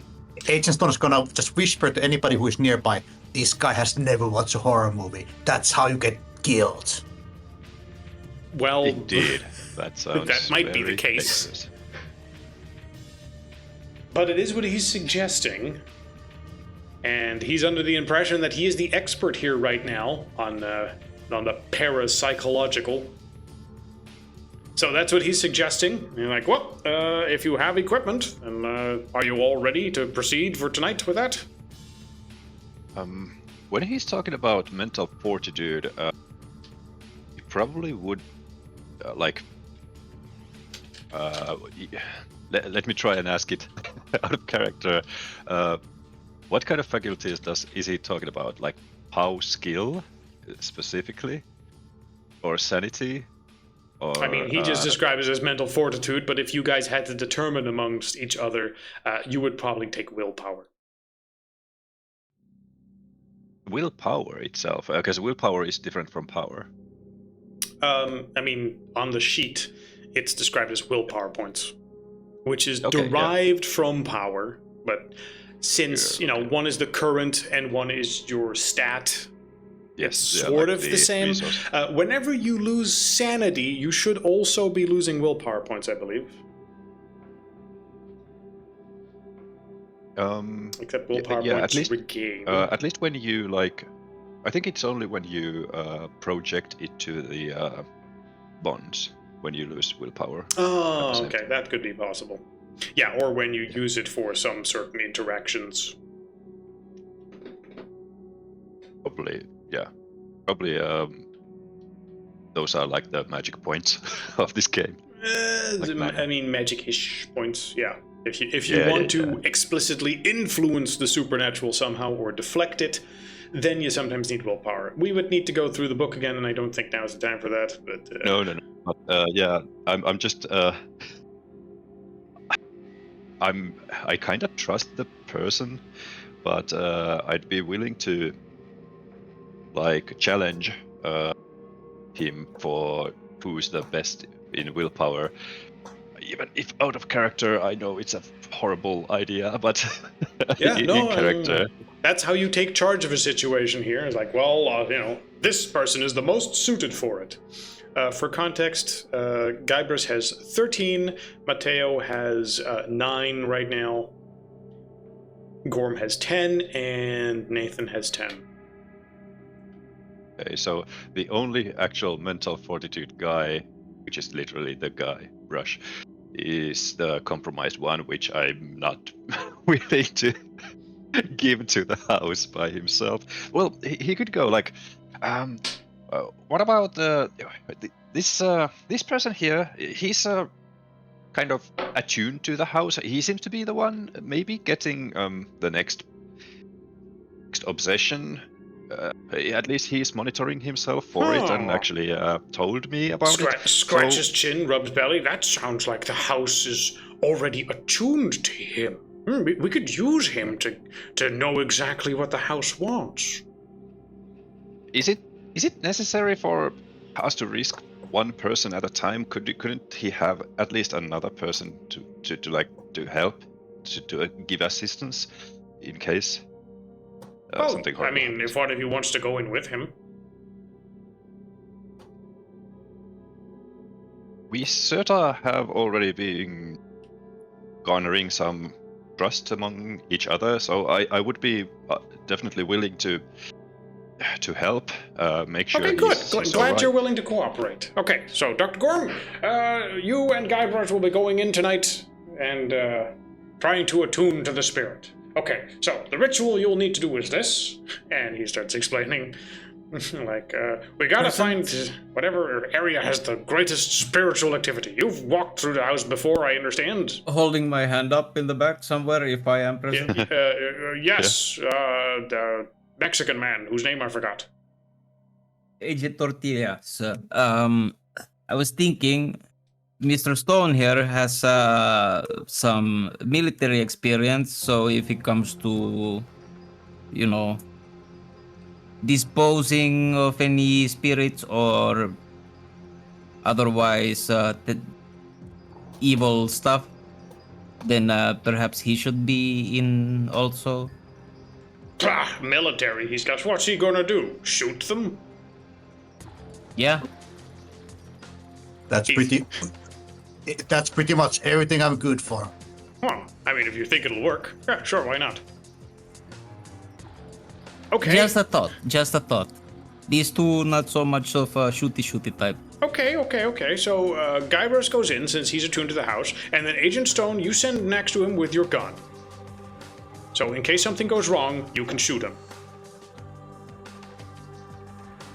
Will we not need Gorm to perform the ritual? Do I need like silver bullets or something? Oh, Do you have silver bullets? That's only for werewolves, and those aren't relevant here, I think. Well, to answer your question, aren't we still in the investigation part of the exorcism, if we call it that? What should we call it, Mr. Agent Pretzel? Well, I thought we were doing investigation by poking around the house and seeing what the spirits have to offer us. I can't wait to see what actual hauntings and unnatural sort of emanations we can record this way. It's going to be great. And actually, now that I think about it, no. I should definitely be next to our expert here, learning, so that we might actually be a little more independent next time. Of course. So it does sound logical that this Stone Guybrush team duo take this the legwork itself, if so.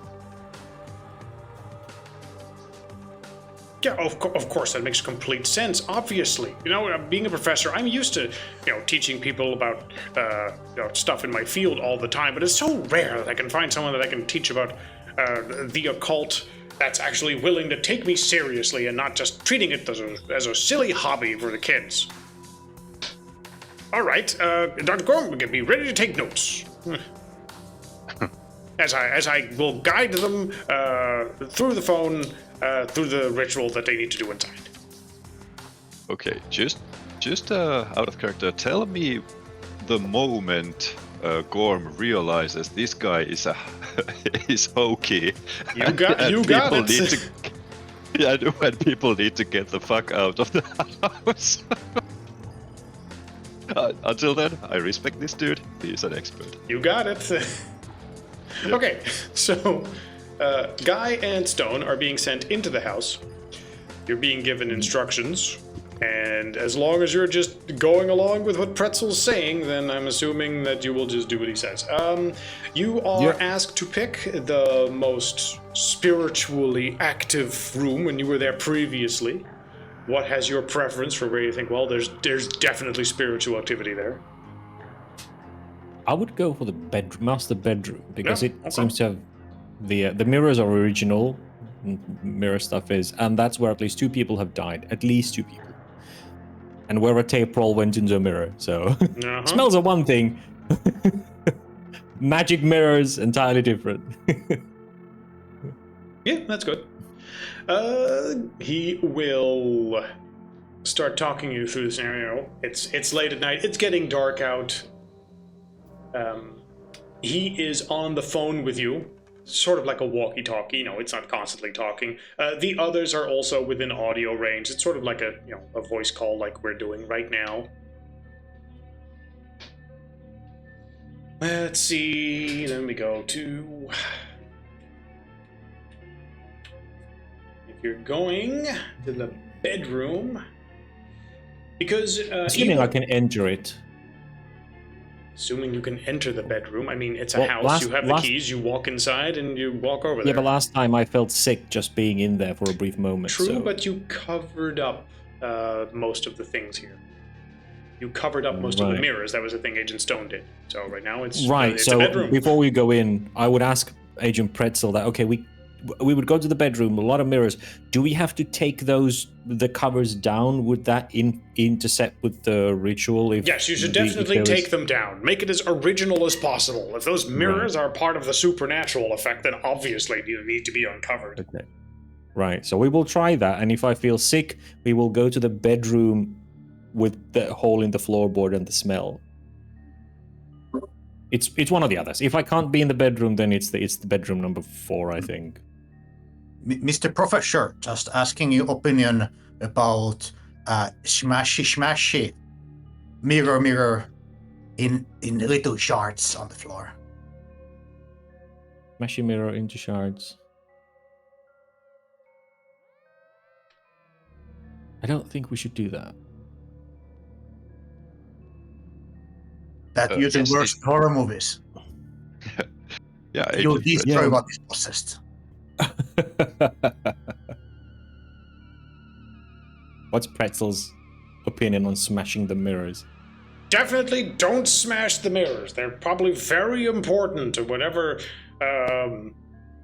spiritual energy conduction is happening in there, and we want it to be able to tap into its most potent power so that we can properly monitor it and see what's happening. Otherwise, it'll be way more difficult to read what's happening in there. And after you have read it, what then? Well, after we read it, then we know what we can do about it. Because obviously, if you just smash it now, that doesn't mean that whatever magic or effect is there is going to go away. That just means it's going to be more unscrupulous to us. Or you piss it off and it gets mad and it just immediately tries to kill you. That would be even worse. I might have done something of the sorts earlier, by the way. What did you do? Smash the mirror. Okay. There's a piano. There was a lady in the piano, or in the mirror, playing the piano. How are you so reckless? It's a good thing we're not sending you in there. See. I'd much rather send you in there too, don't worry. Okay. So, anyway. I did hear a piano playing. It was coming from the house, from like the direction of the house instead of the mirror or the actual piano. Just if your highness happens to know of spirits that do that. Oh, and also we found a note that says where the piano was from. It was. I'm checking the notes. Blah, blah, blah, blah. Yes. I mean, holy moly! It's right there, Italian. but I can't find it. What? It's fine. But when you find it, music from the dining room. Yes. Yes. Somebody heard music from the dining room, so dining room is probably the crux of it if the piano is thing. Well, we'll see that happen when it happens. Anyway, for now, Pretzel wants to focus on the ritual. Yep. And he is talking you through some sort of ritual. He wants you to, sit down, take your time, use a piece of chalk that he gave you to draw a shape and star and circle on the floor. And then take a bunch of candles that he gave you and light those at specific points. And say a certain chant as you light each of the candles. Can I tolerate being in the bedroom without the sheets? It's not great, but it's also much darker now than it was before. So the the spinny effect that you were experiencing before, as all the mirrors were reflecting to each other over and over and over, but it is Also, I think- tolerable. Yeah, and in this sense, Guybrush is probably focusing very hard on the floor and the pentagram, so that the mirrors at worst are in the periphery Yes. and not something he's staring at directly, kind of grounding his mind into the room at the moment instead of looking at the horrible, endless corridor of millions of mirrors. But yeah, we follow his instructions. Draw a pentagram, and then light the candles and follow his words. All right. Do I need to sit in the middle of it? No, next to it is fine. Just, that is where the spirit should appear, and you can hear the voice coming from that if everything's going accurately. Alright. Now we just need to wait patiently and try to focus on it. You should now be at the center of a lot of spiritual activity, so you should hear voices it has to say any moment now. And then a few minutes pass, and almost an hour passes. And the occasional conversation over the radio goes back and forth, and slowly sort of goes, shouldn't something have happened at this point? Pretzel will interject at that point. Like, no, it should be fine. I don't know, maybe something's interfering or something. And then the radio will speak up, and Pretzel will say, like, I think maybe there's something on your suit that's causing interference. Could you step outside for a bit? Let me check your suit real quick. I have a suspicion that there's a problem with that. I step outside to check the suit. Okay. I will drag Stone with me. I will not leaving him alone here. If he gets possessed and kills us all, not a good idea. Nope. Stone coming with me. Oh, so close.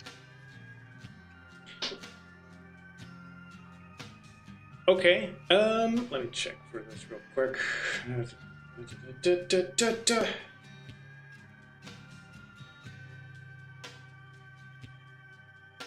Okay. Yep. You drag him outside and like, no, we're not doing that. We're going out together. Doodle doodle doodle doodle doodle. You come outside and everyone seems surprised to see you. As Pretzel's also like, what the fuck? Why are you? What's the matter? Did you get impatient? What happened? You told us to come outside because you think there's something on my suit that interferes with the ritual. No, I didn't. I was talking to these guys over here. Something on the radio did. What? You had an extra contact? We do. We record this, don't we? You don't say we didn't record this. It's effectively a Discord call you're in. It's like the one thing you're not recording.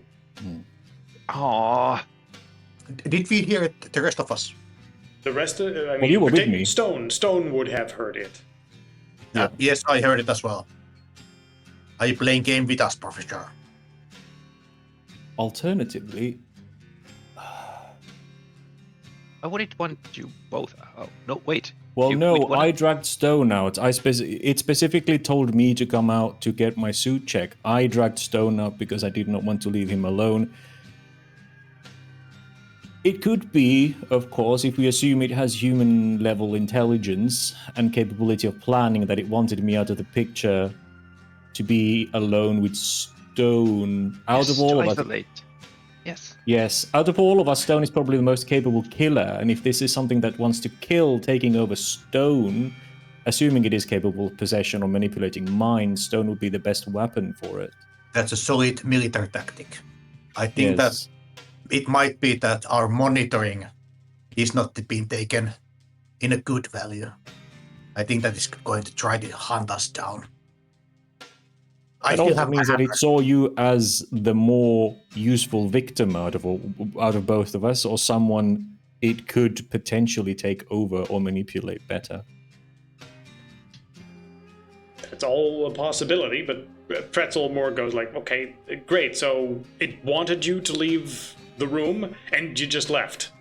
So I don't know. Maybe it's using this as a distraction. What if something's happening in there right now? You need to get back in there.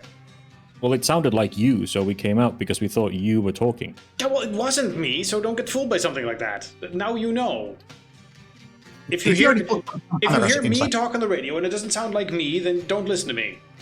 It sounded exactly like you. That's the problem. It was mimicking you perfectly. Sure. So we should have a like a code word, a keyword, something that yes. Exactly. we need to check. So how about a handful of apples? You know. Yeah. All right. We'll say that as a code word. But we definitely want to make sure that it's us talking. Good idea, Dr. Gore. Actually, I do not think that is going to be working. We have to assume, based on witness testimony, that this thing can bore into the mind. Donnelly's recount tells us that the thing knew things about Donnelly.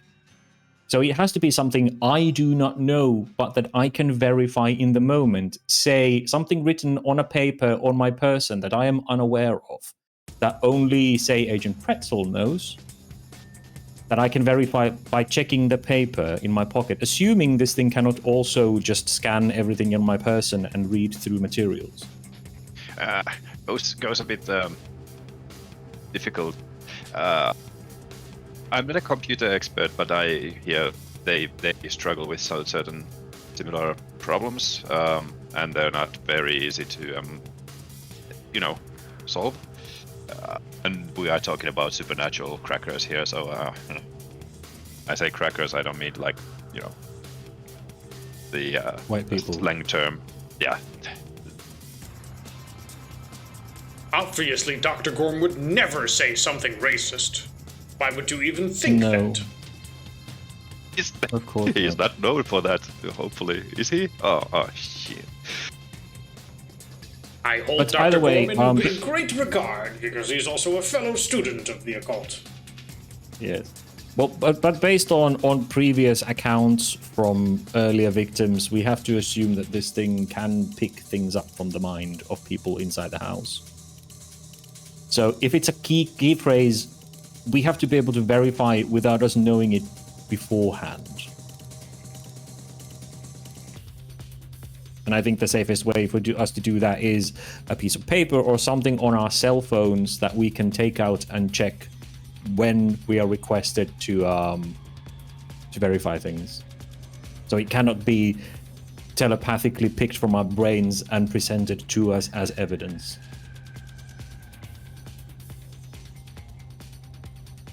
Well, you'll need to write down some sort of plan for that. Also, Pretzel will imply like, okay, well, that's great and all, but time's going. We have plenty of time to think about this. Go sit back in the ritual room, and we'll see what happens next. And if you have a particular idea, then you can communicate with us later. Or if one of us has an idea, we'll communicate it on the radio. How do we know it's going to be you? Well, then, if you're in doubt, you can step out again. Or I'll say, a handful of apples. That was a basket of apples? A lot of apples. Handful. Yes, handful of apples, that one. All right. And he sort of shoves you back inside, like, that's great. We head in, we head back in. Okay, great. Did he give you a note? He did not give you a note? Was he? Actually, I will go like, can I have Dr. Gorm instead? I would prefer someone who isn't capable of strangling me outright if they get possessed. Hey. Okay, fine, I guess. We'll switch up. It's been an hour anyway. Okay, Dr. Gorm, get in there with him. Agent Stone, you're sitting here with us on guard's duty, I guess. Was this master plan of having some cameras with us? Like, I see no cameras. I think you said... I think you at the very least set up a camera in the master bedroom with yourself, right? We would have done that before the ritual started. And I was trying to find one with night vision so that Yeah, If sort you of goes don't without use saying lights. that you would. It's Yes. like, okay, Yeah, it's dark in this I'm room. gonna Set have- up a camera that can't see anything. Yeah. How about GoPros? Like, let's go full witch. What is that movie like? A witch? Just in Blair case we Witch? need No, the old one where they're like going around in the haunted forest. Yes, Blair Witch Yeah, Project. Blair Blair Witch Project. Yeah. Let's go full that one. I'm gonna hand Gorm a piece of paper, just in case we need an actual safe word. Keep it in your pocket. Keep it safe. Okay. Keep it safe. Keep it safe. Keep it secret, it even secret. from yourself. Okay, great. Yes. Keep it Yes. safe. And as much as he says popular culture is just mind rot, he's like, yes, thank you, Gandalf.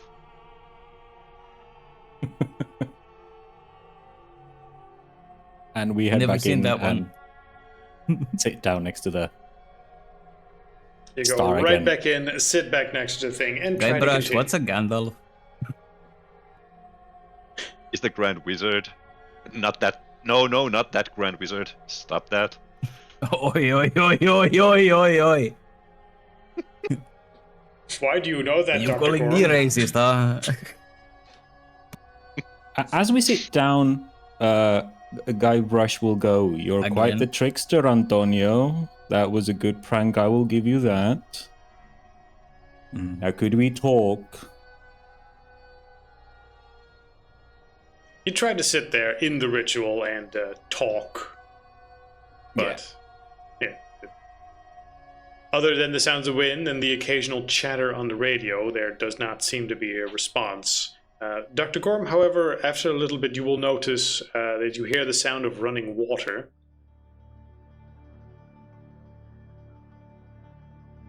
It seems to be coming from the bathroom. Ah, Why are you running? If it isn't gas, it's running water, right? I grab your arm and go, do not go there. Huh?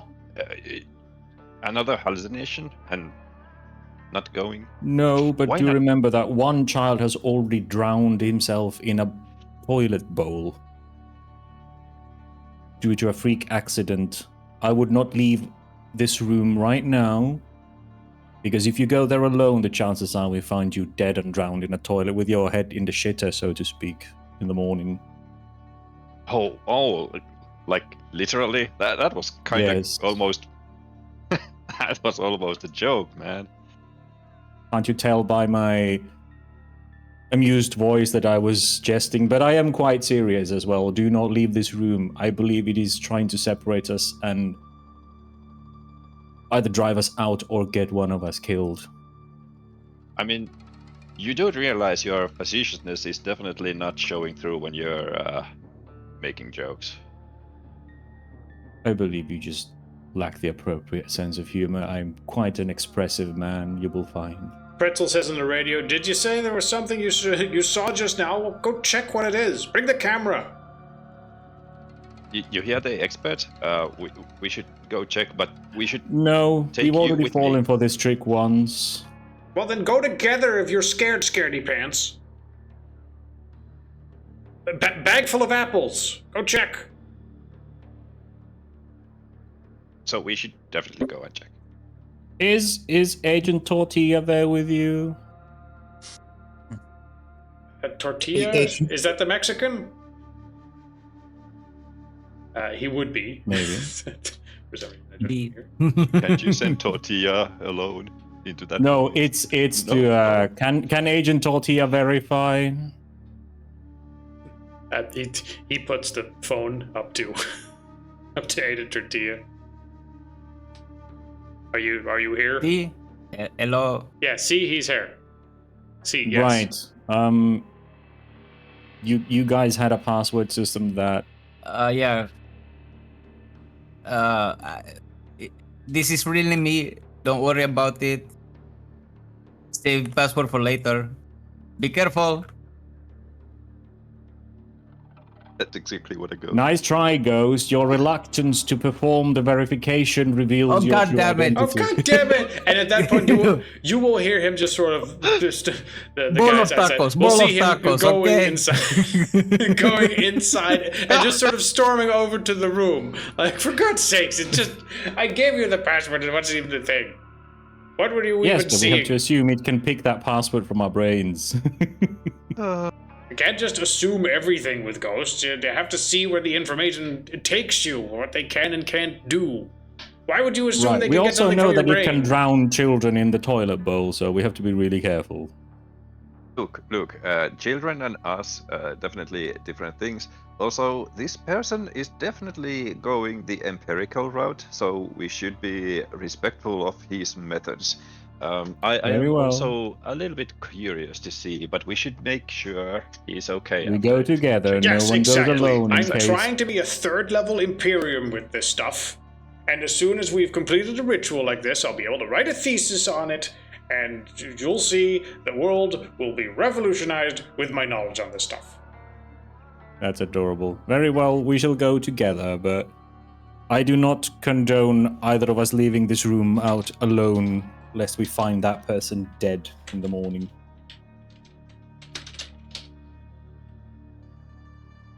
Preservation.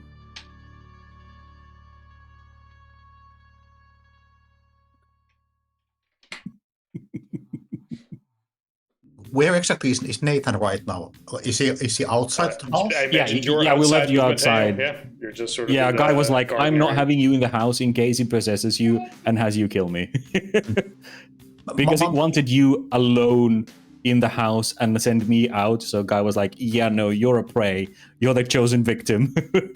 And you're the most dangerous of us, so Taking like a pack of cigarettes out of my pocket and start to smoke. Offer anybody who is with me a smoke.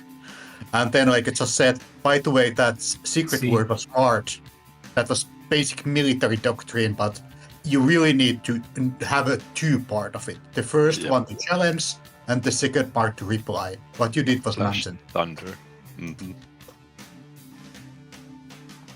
And he tried to interject and get us to know it, but we ignored the actual expert on this. Well, as we are walking toward the, let me get the picture clear in my head. So Mateo and Stone are outside, and and Pretzel and Guybrush and Gorm. Yeah, I mean, right now, Pretzel came inside to be like, what the fuck? Just, no, it's me. Move! Fucking go do the thing when we ask it. Yeah, We're not a team if you don't do what I say. Yeah, stop being paranoid. Oh my god, just believe whatever the radio says. And guy's like, no. So as we start, well, as he starts storming towards the. I'm following you. Yeah, we are following. I grab Guybrush a little by the shoulder, and we slow down a bit, and I whisper to Guybrush like, I think he's okay. He's turning around in the meanwhile, going back outside. Like, anyway, talk to you on the radio. Don't want to disturb the thing. As he walks outside. We're basically walking after him. Oh, you're walking after him too? Okay. Yeah, we're walking after him. We're walking after him to go to wherever the water is, but... the water that you heard was in the master bathroom right next to you. Okay. Yeah, so as he goes inside the bathroom, I just grab He's not going inside the bathroom. Guybrush. He's leaving the house. Guybrush is going to the bathroom. Oh, he's leaving. He's leaving. Yeah, but no, I think Guybrush would not want us to leave. Like, no, we see him to the door and then we go to the bathroom. Like, he's adamant that we do not leave anyone alone in this house because people have died of freak accidents in this house, and the house is on the hunt at the moment. So no if one you're goes following alone. him, yeah, you will escort him back to the front door. He like- closed the front door after him when he came in. You will see him walking to the door, try to open it, and then struggle to open it as if it's stuck. and he starts rattling on it, and suddenly starts going into a full panic, like, oh god, the door's stuck, it's not opening anymore, oh god, I'm gonna choke, oh god, the air's in here, it's filled with gas, the house is gonna try to kill me, and he starts rattling and pulling on the door quickly, going, oh god, open.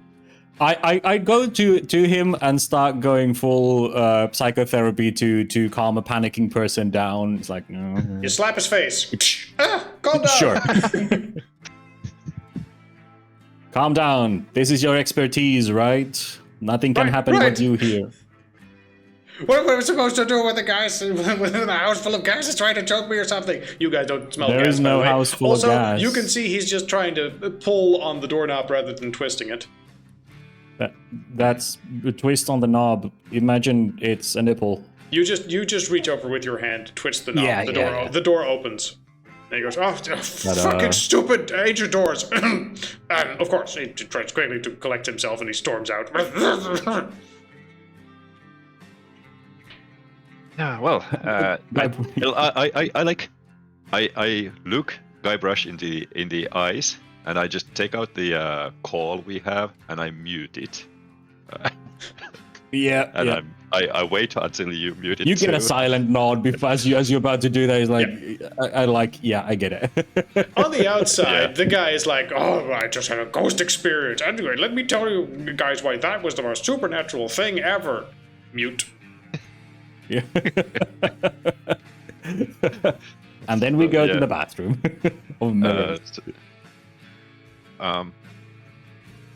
Question, like, I'm like, I try to convey the message to you that to mute too, so we can talk freely without being insensitive to that guy. Sure. I don't know if you care.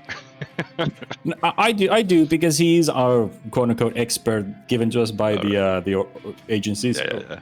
He's like, well, we're gonna play nice for now. Yeah. So the problem is, I'm pretty sure this guy is hokey. Let me just call it full of shit. So I'm not sure how safe we are in here. Defense Probably not. Or methods of investigation might be pulled out of ass. Excuse my coarse language, but this is mightily annoying. Suspicious, yes. So no, the star and all might be just all bogus, but it seems like being here during the night is definitely a trigger for the house, as Donnelly's notes indicate. It does seem like the things are a little bit more present so far in these few moments that you've been here. If nothing else. Even if the ritual does jack shit. So, I do respect that at least we got a way of finding out stuff more quickly. It's just much more dangerous, so... of course. Which is why I'm here with you and not with Agent Stone. Hey, also... I say as I peek into the bathroom to see what's leaking. I mean, looking into the bathroom, the bath is there. I'm going to say the bath is over here. And it is filled with water, and the faucet seems to just be dripping a slow drip of, just a tiny little stream of water that has apparently been filling this thing up the entire time, and it's now just slightly overflowing, and water is spilling over onto the floor. I try to find a... to have anything longer than a hand, I hesitate to go close. I'll try and find a mop, a broom, anything with a long... Even like... Well, there's the utility closet right next to us. Yeah, there's mops nearby. Walk-in closet. No, utility closet. Oh, right here. oh, it's right Cleaning there. supplies, extra Yeah. sink, blah, blah, Sure. blah. Yeah, we can Yeah, park yeah. a mop there and just go poke, poke, poke, poke. Yeah, that's our 10-foot pole. So yeah, let's go. we basically get a mop. We don't go near the bath. We just take a mop and smack the bathtub until the faucet closes. I mean, I'm assuming you're also Like- just capable of turning on the lights and then with the mop poking the thing and being like, is there a thing in the monster? Is there a monster in the water? Is it going to attack us? And Well, you it's poke around. yeah, and that doesn't happen. it's more that we don't want to go next to the bathtub in case something's trying to drown us like they drown the kids. So it's like longer than a hand, just like tap tap tap. There, the faucet's closed. Yeah, we I didn't mean- go and drown ourselves. You close, you push the faucet closed from a distance, and Yeah. I mean after that with the light on, you can just see that there's nothing in the bathtub. Yep. Yeah. I take a like comically. If it wasn't such a high nervous situation, it would be a comically long, like an audible gasp of air in, like, and then I just run in and just pull the plug from the bathtub as fast as I can and try to You escape from realized the you could have reached in bathtub. with the mop and just. With a Just have your fucking chain. Not necessarily. Not necessarily. Oh, fair. I mean, I get stopping the faucet. That's fine with a mop, even. But you're not unplugging the bottom of it. So yeah, Gordon Yeah, quickly that's runs up, really grabs inside the bathtub, reaches for the plug, pulls it open, and puts it aside. Now, you're doing that, but as you're reaching in, all of a sudden Gorm dies. No, There you are. No. nothing like that. But as you reach in and grab that plug, you feel something else in there. It doesn't try to grab you or anything. There's just an object in the bathtub. Oh, Scotch tape. Oh. And you're quickly feeling around for the plug. That's the primary thing you're grabbing. But as your arm moves around, you feel some other stuff. And you look inside, you don't see anything. The water very quickly dissipates and it's not there anymore. But give me a sanity check, and then also important is Guy also looking around in looking the at mirrors. the bathtub, or you're looking to other stuff? Well, I am sort of keeping him in the periphery, but I am also looking at the mirrors on the walls. Like, I'm assuming because the whole place was mirrored, so I can look over him and into the mirrors and basically see reflection of the entire bathroom. Because Barbara, was it?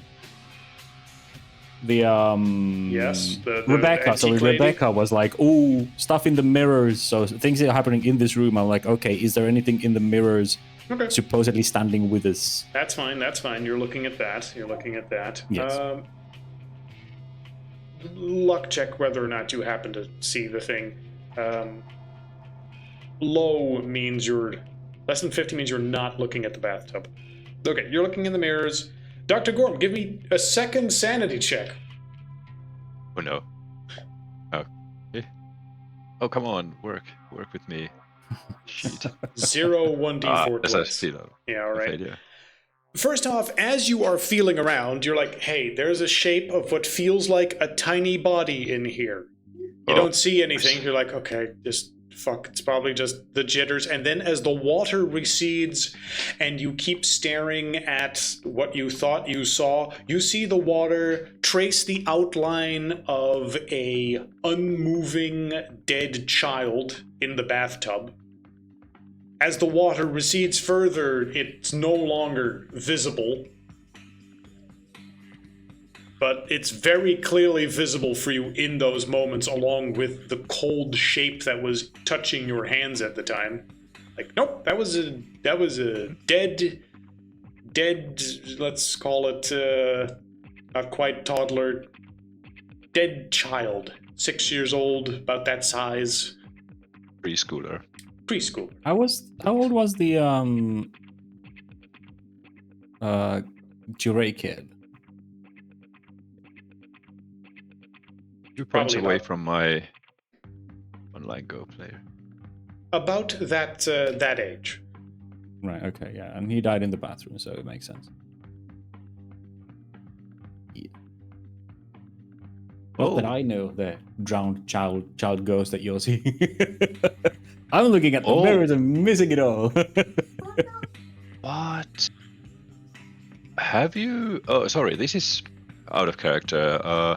Have you tried to click the agent part of the sheet? Our lovely sheet. Agent part. Because Yeah, it 'Cause makes if you you. It click gives you it- an NPC sheet. it gives you a threat NPC sheet. What the heck? Yeah. I wonder if we could give this like.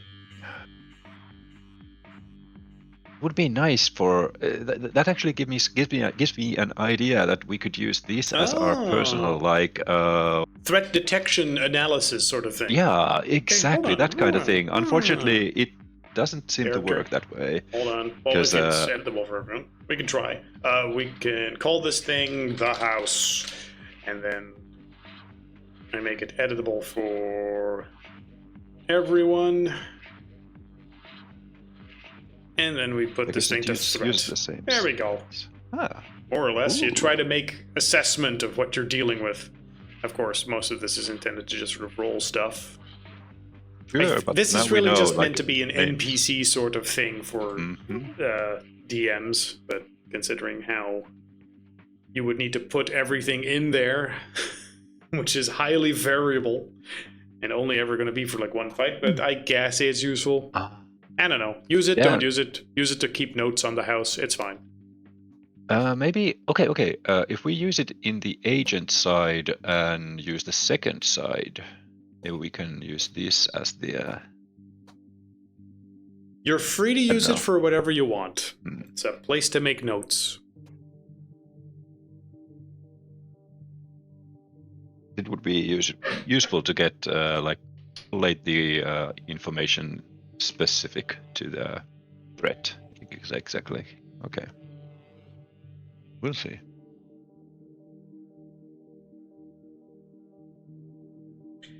Meanwhile, outside, You guys die.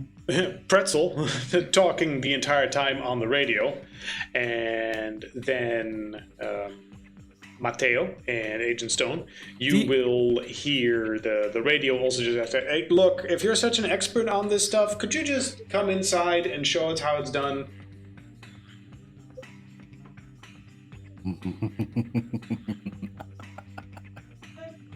Also, we thought we saw something before in the small bedroom on the side here. There was definitely something there. If you could go set up like a second smaller ritual there, that would be great. It's like, what's so special about this? He starts walking off. Code word. There is no response from the radio. And he walks off We are still- and starts going mute. into the house. Silly ghost. Not getting Mateo. Hold up. Yeah, but your expert's gone. Your expert starts Hey, walking oi. into the house, though. No. Grabbing him, but it's scruff his neck. Ah, you grab it. No. We're not losing an expert today. It's the ghost. What? No, that's clearly just Guybrush. That's clearly a ghost brush. Agent Guybrush, is that you? There's no response. They're still muted. Yep. Well, now he's not replying. I think his radio is broken. Did the ghost break the radio? Maybe. Agent Guybrush, respond if the ghost broke your radio. Over. Well, shit. Okay, what do we do walk now? together. We knock on the door, okay? Okay. You walk up to the front door with him. You knock on the door. I mean, Bang. dunk, dunk, dunk. Meanwhile, inside, you hear the house start making spooky knocking noises. Dunk, dunk, dunk, dunk, dunk. The wind blows through the... Dunk, dunk, dunk, dunk, dunk. Leaning C. I turn the radio on and I'm like, do you guys hear knocking noises? Yeah, it's me knocking. Did you want us to come inside do something? No. Okay, thought so. Ghost being fucky wucky. Continue. We should record all this stuff so we have all the evidence of this phenomenon that the ghosts are manifesting right now. This must be costing the That's how being- much you heard him mutter through the walkie-talkie.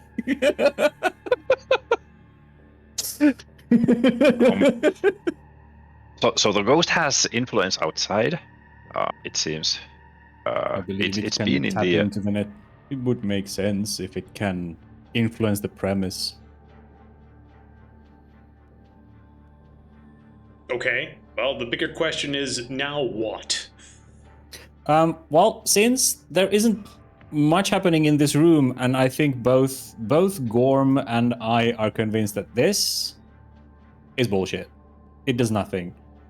Guybrush is like, would you like to go and check the more suspicious bedroom where we found the smell and I felt those ghost sensations? Okay. Since we're basically in the best spot I'll probably ever be, could you let me indulge on something? Certainly. This is Maybe. childish, I know, but and he turns towards the part of the master bedroom mirror that's above kitchen. The sink itself. And he takes a deep breath. Yeah, bathroom, mirror. Are you thinking of doing sink. Bloody Mary? He takes a long sigh and then just Bloody Mary. Bloody Mary. Bloody Mary. And then he looks at the mirror intently.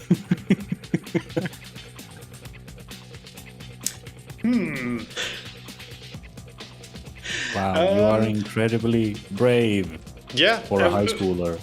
You know, who knows what fucking happens in a case like this? Sure.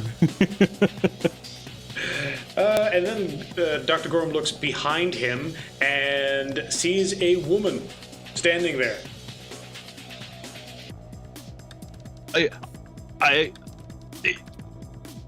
Do I see the woman standing there? Are you standing next to Dr. Gorm, also looking into the same mirror?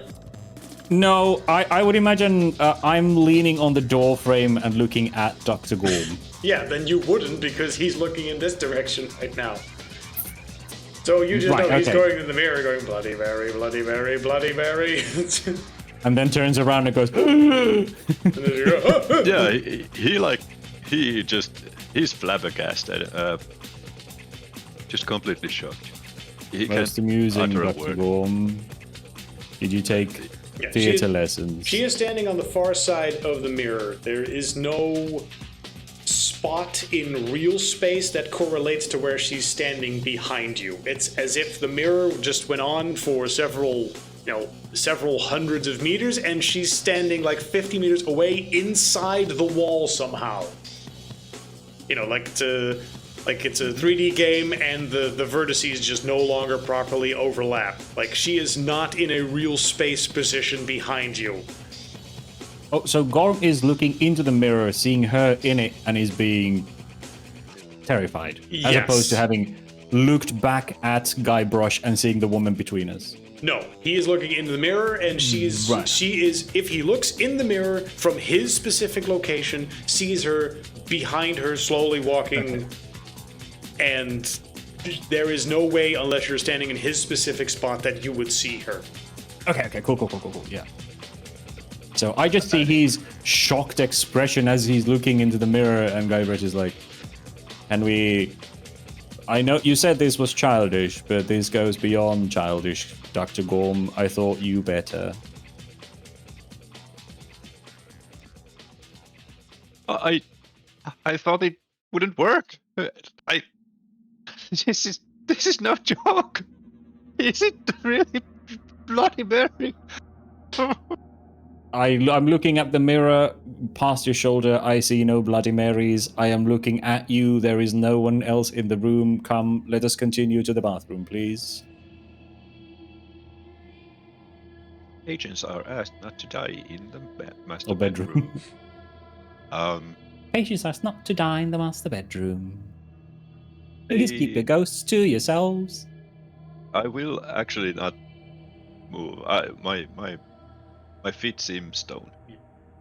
I Not sigh, agent stone. step into the room, grab the back of his coat, and just try and drag him out of the The room. last thing Dr. Gorm will see is that she was holding in her hands a blade that she was unfolding.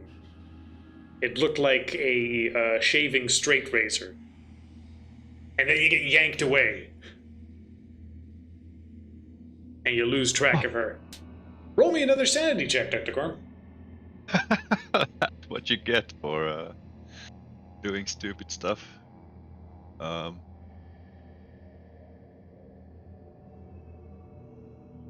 Success. Success. You're like, oh, what was I doing? Bloody Mary's real. I gotta reverse check it real quick. And he chants to himself, reverse Bloody Mary, reverse Bloody Mary, reverse Bloody Mary. That undoes it, right? I know how to.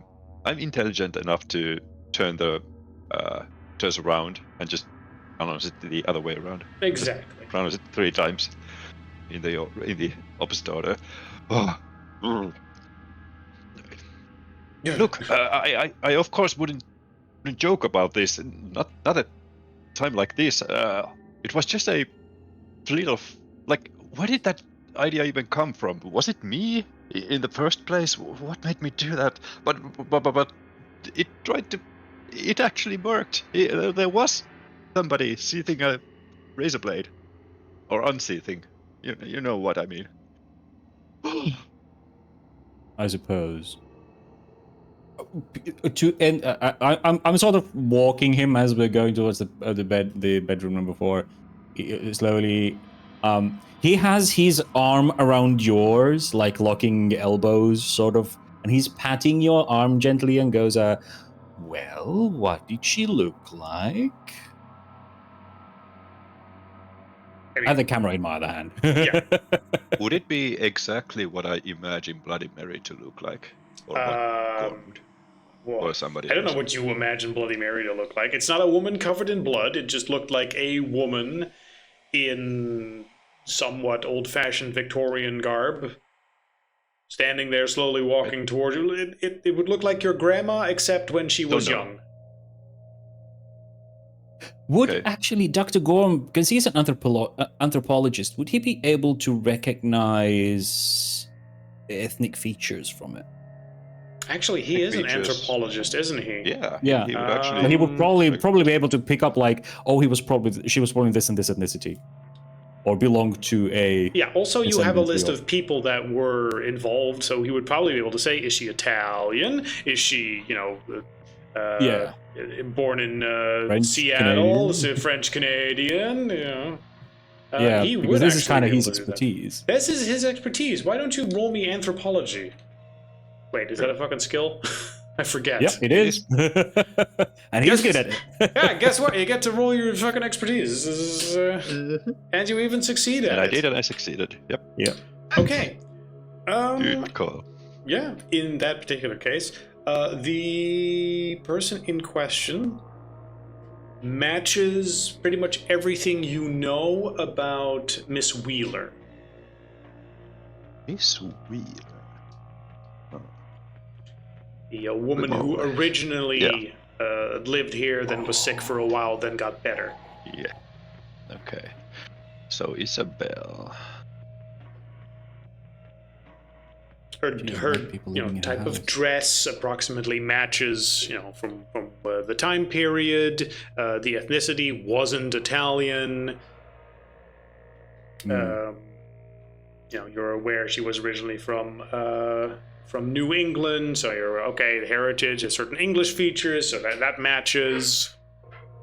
So yeah, everything just sort of lines up in that. a good call. So yeah, kind of. Yeah.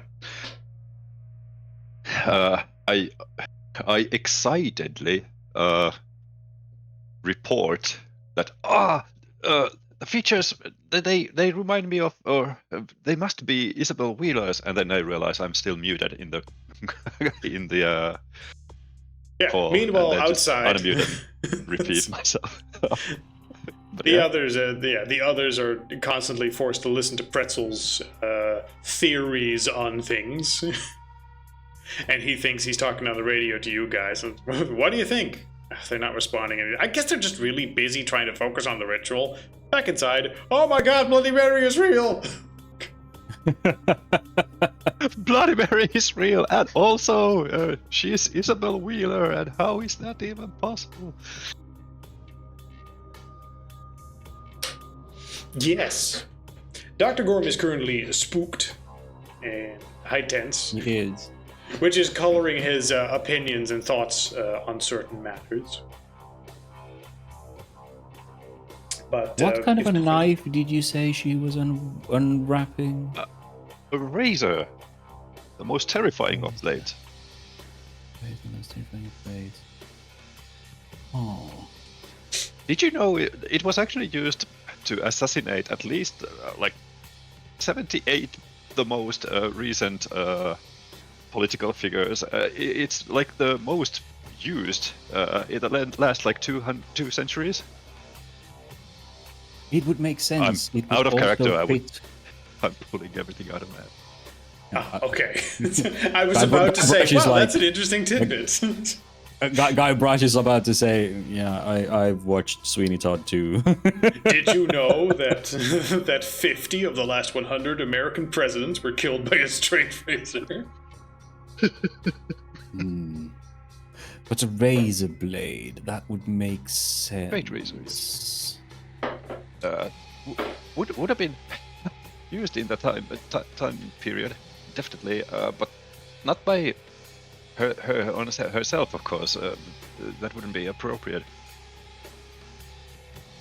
No, but if we take into consideration, this is why we're walking to bedroom 4.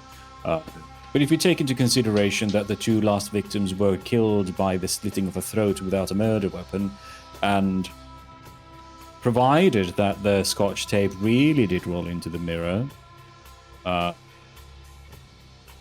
it would stand to reason, perhaps, that things can come out of the mirror. And if she's capable of doing that, that would explain why the murder weapon disappeared. Exactly. It's always there, just with her. That's exactly the plate. I almost got it was almost me. You almost joined Donnelly and what's her face? Isari. Now the question is still the motive. Does she not want people into her house? Is she loathsome that people move in? But why would she attract victims in? You get to the door you've barricaded and move the boxes out the way to get into bedroom 4. Yeah. I don't know.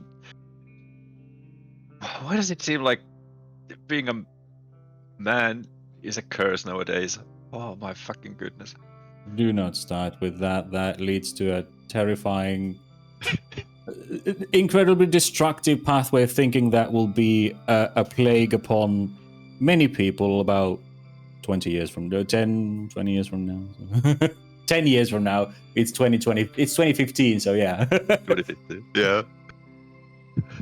Or actually, no, this would be later because Donnelly died 2017, so this would be... No, I mean, still, about 10 years from now, it'll be a terrible plague on the youth of this country.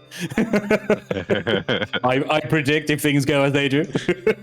Oh, come on. It's not like you could predict what sort of social contagions or mass mental hysterias could sweep the country. How bad could it possibly be? We currently have Tumblr, where all the crazy people are contained. So unless they delete that... or suddenly shut it down. they'll just stay nice and contained there. And you would be surprised how many people venture into a place called 4chan. But it's okay, because the mass retardation of the users there beats it out of them, and they leave that place far saner than they enter.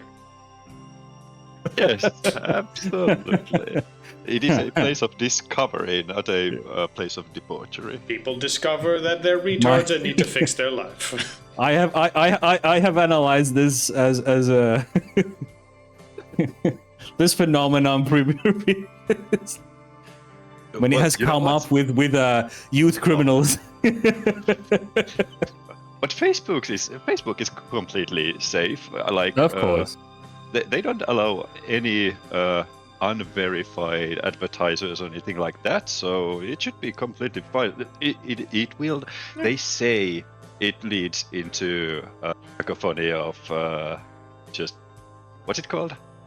An echo chamber. Echo chambers. But no. And even That will never happen. They have moderators. Even if that's not good, Google just had what the fuck was Google's Facebook thing called? Google Family Google Pages. Google had a fucking social network. Fuck, what was it called? Google's short-lived social network. Google Plus. Was it Google Plus? That was a thing for a short period. Oh my god, that was a thing, yeah. Yeah, I had a Google Plus account, yeah. And you can trust them. Same. Their motto is, don't be evil. Yeah, something like that. As long as they have that, you can trust them. So, everything's fine. I don't know what this is 2 years before Google Plus died. Yeah, exactly. Yeah. It's still, I know everyone was very worried about that guy Trump getting elected, but no matter what happens, you'll be rid of him in 3 years, and then you'll never have to see him again. Yeah, like some 2016. 2016. Just right about here. Yeah. Like he's been doing some weird, almost authoritarian modifications to the laws, but I'm sure it'll never pan out to an actual authoritarian state. He'll never get re-elected anyway. That is true. The country's far too smart after this. Anyway, we are in bedroom 4. They never do that twice. I mean, unless they elect some sort of massive retard. I mean, unless they elect some sort of, coke-slinging, heavily demented man, it'll probably be fine. That's the only thing that could possibly make people go, you know what, Trump was fine, let's go back to that. Even then, they wouldn't elect a second coke-slinging, deceptive, demented retard, surely. But luckily, we are only battling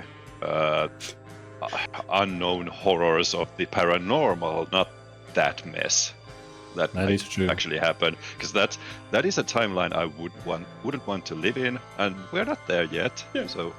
Meanwhile, the Delta Green headquarters, we have seen the future. We are steering things toward the best timeline. People are gonna bitch and complain about it, but it's a lot better than having fucking Cthulhu as president, which is the alternative. Exactly. At least humanity has a say in this future. But sir, he's a reality TV star. Yes, maybe it's still better.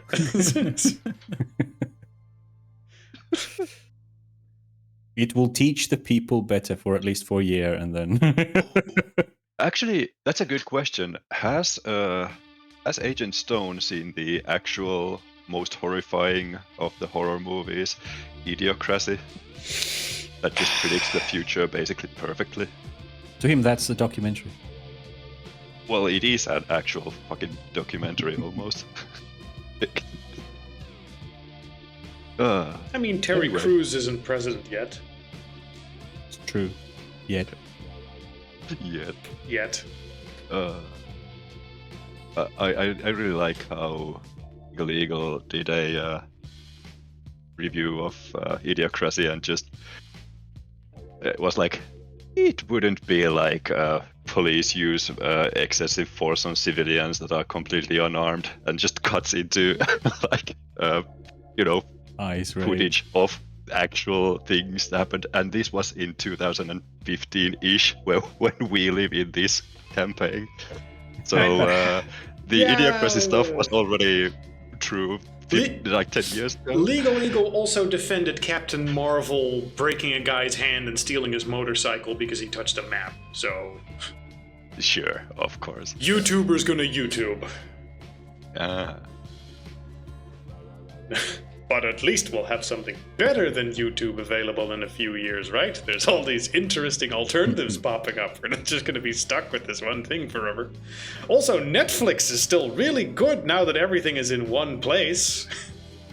For only a small amount of money every month, and all of your movies and series are in one place. Thank God we don't need to deal with 100 different media providers in different places anymore. Yeah, totally. And it's all run by streaming computers by the AI, so it's gonna be just fine. So it won't be good. censored by anybody else than somebody centralized. Okay, let's try to escape the horrific nightscape that is reflecting on the last 10 years of reality. It is actually scarier than what we're actually facing. It's so real. Holy crap. Your brain is filling with these thoughts as you're in the house. To be back 10 years and just say Bloody Mary 3 times to a mirror and there's a ghost and you're like, oh no, that's spooky. No, a ghost as opposed to reality. Yeah. That's why we escape. Sorry, viewers, for pulling you back into the horror, or the actual horror. Anyway, you're back in bedroom 4, where there is a hole leading to the crawl space. I forget exactly why you wanted to come here. Well, because this was the second most ghosty place in the house. This is where Guybrush felt the skittering on his legs in 2 places, and there was a strange smell and the sound underneath the floorboard. So this was the other scary place. So do we set up the camera here, or do we? Are you suggesting we actually crawl into the space there? Oh goodness, no. I just wanted to see if this room is any different during the night now that the house is active.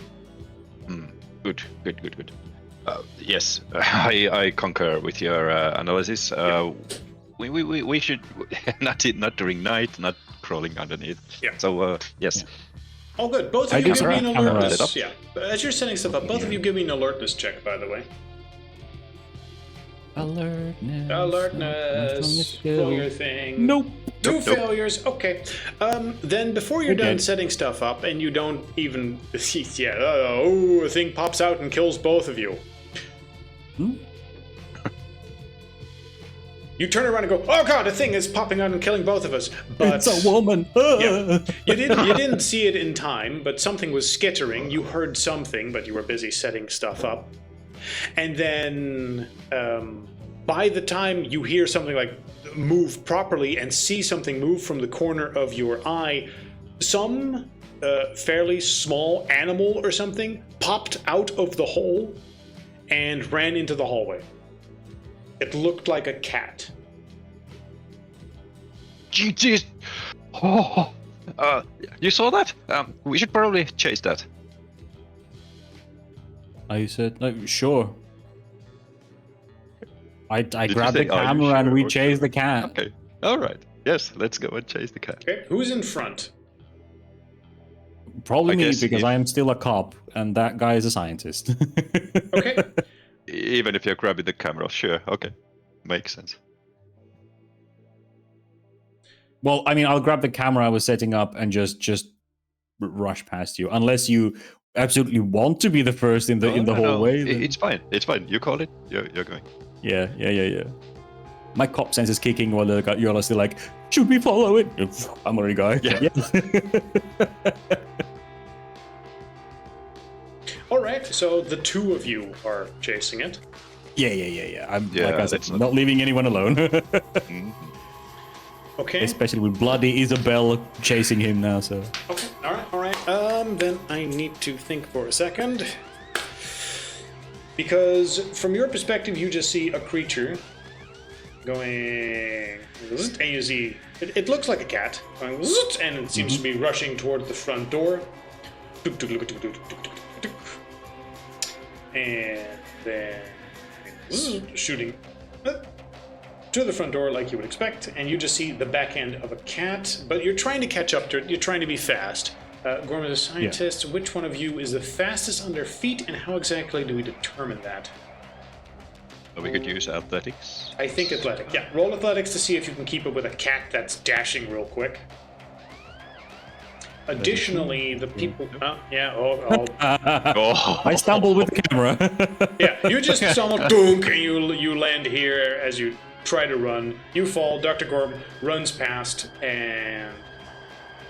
Oh yeah, now we're separated. Catches now, up with the cat. Here we go. You guys are somewhere in the yard. I'm positioning you over here the entire time because it just seems like a place where there's space. You know. But you guys are also, just hanging out and talking on the radio occasionally. And you guys give me an alertness check as something also zooms by. You don't have cameras set up out here, so you only get a brief glimpse of it when it does. Does Agent It's Pretzel outside. play? He does, Yeah, but okay. that's on my end. So, Mateo, Stone, quick alertness check. As you hear something move and hear someone fall and eat shit on the floor. Mr. Eagle Eye here. And Yes, sir. Mateus, if you wouldn't mind. So we have at least one that gets to see it. Nope. Okay. Mateus the only one that is eagle-eyed and snappy enough to be like, what the fuck was that? As he looks in that direction. And what you will see is a cat. And Agent Stone, as he's looking over there, will also see a cat. But Mateo being the only one that is, snapping his head quickly enough, will see what looks like a cat with the face of Dr. Gorm. Question: are we seeing on the camera? Well, do you have you have cameras set up inside the house, and you don't have some sort of camera monitoring station? The camera is just in the hand of Guybrush. Guybrush. Okay. So unless you have some sort of camera feed set up, you guys were just on the phone. I was outside and we had some cameras, so I questioned I saw something from the camera if I had to roll. Did you Right. have cameras specifically set up in a way that we described? Because it's just we have them, but you didn't specify like we have them here and here and here. From what I understood, you had them in the master bedroom where you set up the ritual. That makes a lot of sense. And maybe also if possible, somebody might have a handheld, like a...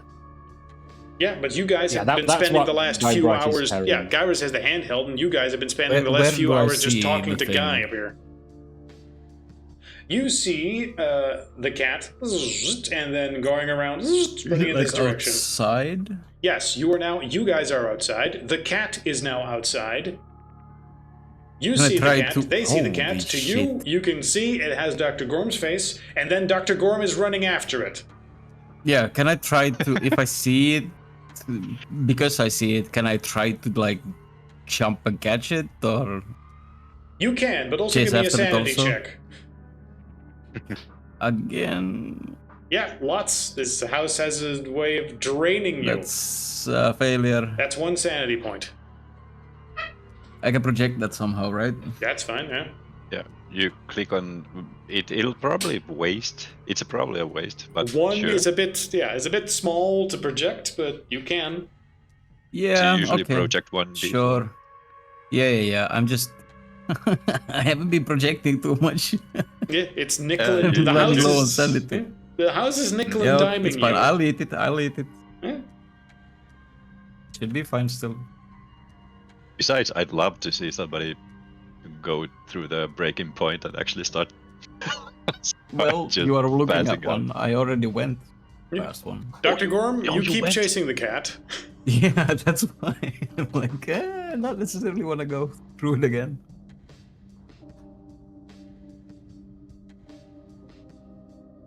So I'm yeah, chasing I'm gonna myself chase in it. cat form. Oh. Yeah, I'm gonna help him chase It's it. dark. To you, it just seems like a cat right now. Matteo also begins to chase. The question is if we you'll are catch up. outside, and there is. This is not a good place to fire a gun, right? I mean, Making sure. it's a suburban area, so Yeah, if you it's fire not- a doesn't gun, sound- it's a Nah. decent neighborhood. It's not like the Bronx. People are gonna notice when you okay, fire a gun. Yeah, sure, okay. Just making sure. You can. You totally can. You're Clarifying. like, fucking Well, yeah. monster, shoot it! I did ask that before too, and you weren't around, so yeah, it's fine. Because I asked something similar, like how exposed are we, and it's like, yeah, it's a neighborhood. It's not like in the middle of nowhere. Yeah. Yeah, there are neighbors. Yeah. Anyway, the cat, as far as you can tell, I'm thinking Gabbers would probably stumble to his feet and then slowly. Yeah. Okay, but you're delayed and removed from everyone else. Mm-hmm.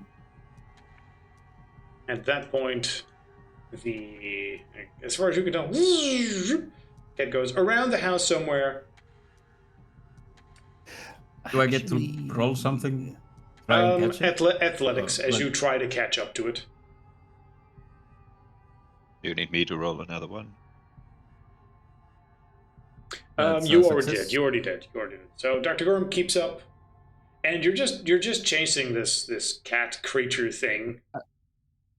I think I would stop at the foyer and instead turn to the mirror and go, Isabel, why are you killing people in this house? What is the purpose of this? Is it to prolong your existence? Cat creature runs in through the back door, runs back inside. Do you keep chasing it? Assuming so, unless you say otherwise, and it runs into the garage. I assume so, yeah. Yep.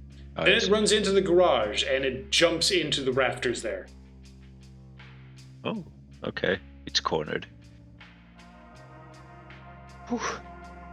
You tried to talk to Isabella in the meantime, but Yeah, in the foyer. I'm like talking to the mirror in the foyer because there's supposed to be a big mirror there.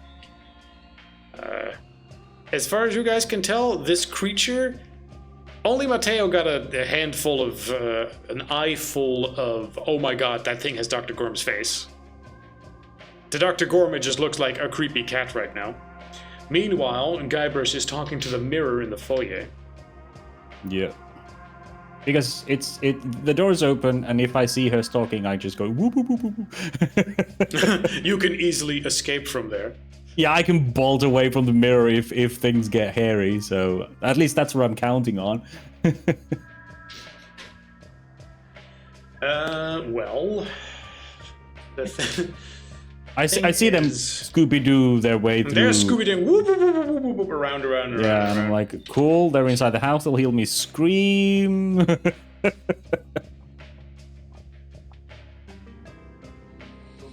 Hello, lady of the house speaking, maybe.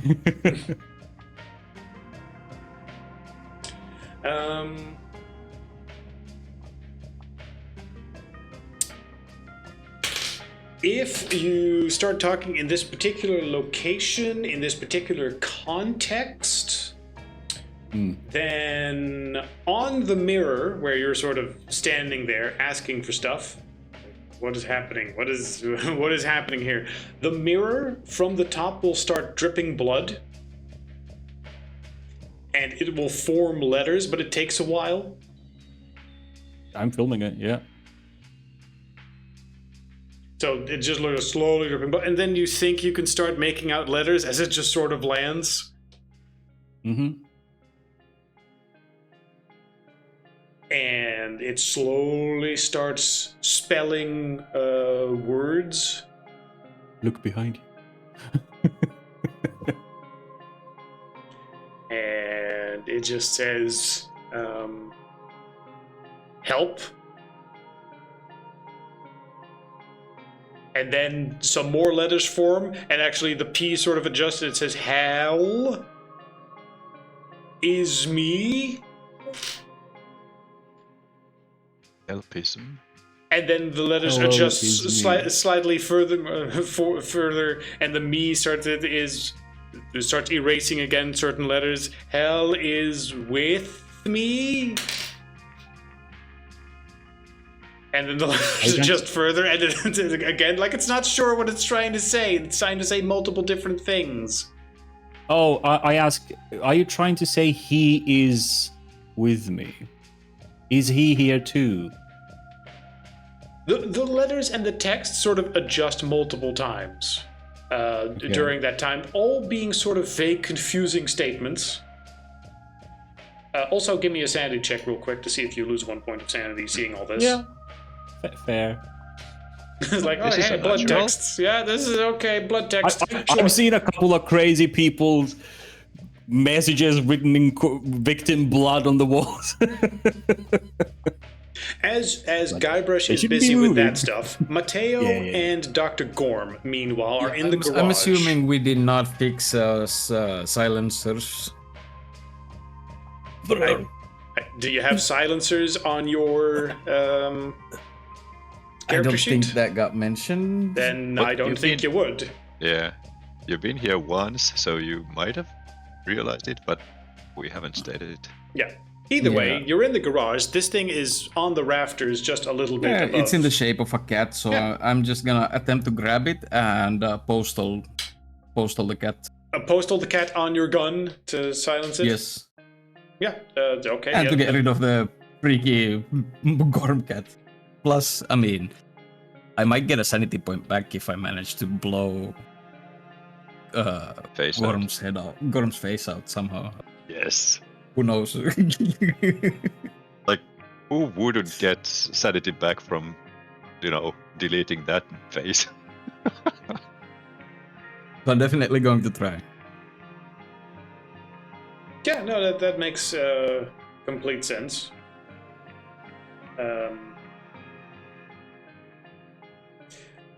So you reach up. I mean, it's just a cat sitting up there. So the cat's sort of going, and you reach up and you just, okay, cat, come here. We're getting you the fuck out of here, weird Gorm cat. Its face is currently in the dark, so you can't get a full face of the Gorm the entire time. And again, to Dr. Gorm, it just looks like a cat. And then you reach up, and that shape of the cat, yeah, that just sort of melts away. And as you grab at where the cat was, there's now an exposed live wire that you're grabbing onto. Oh, goodness. And this is a pure luck roll that I'm going to need you to make. As Mateo grabs onto the live wire, and it says 1d20 plus 2 damage. So, if you fail this luck roll, you might just fucking die here. I'm gonna carry your ass to hospital, don't you worry. I hope so. Luck roll. Can we roll you if I have- fall asleep? Can we roll a double luck? Can we roll if I fall asleep trying to That's- grab it? If your luck is good. If your luck is good, that's what happens. I go to grab... Or the sap just puts him to sleep instead of killing him. So Sleep okay. apnea, yeah, he's trying to reach What for, kind of for a luck? cat that melted. How do I roll luck? You need a luck roll, which is just a d100 without anything. It's not a stat. That is 36. less. Okay, that is less than 50. That is good luck.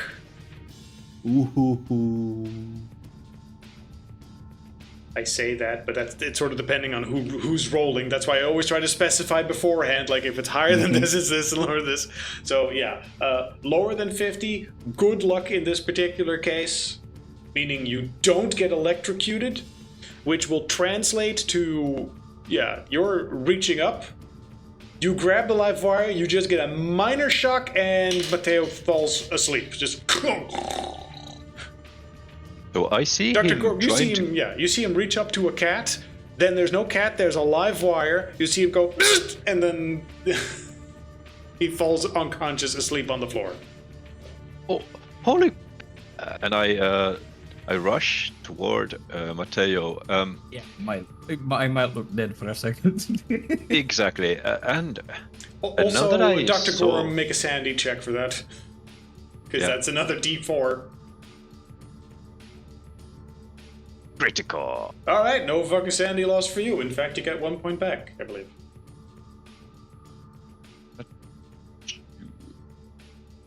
Let's see. The critical success with sanity roll means your agent loses the least possible sanity. Well, that's 0. So. If it would have been a D4, they lose 1.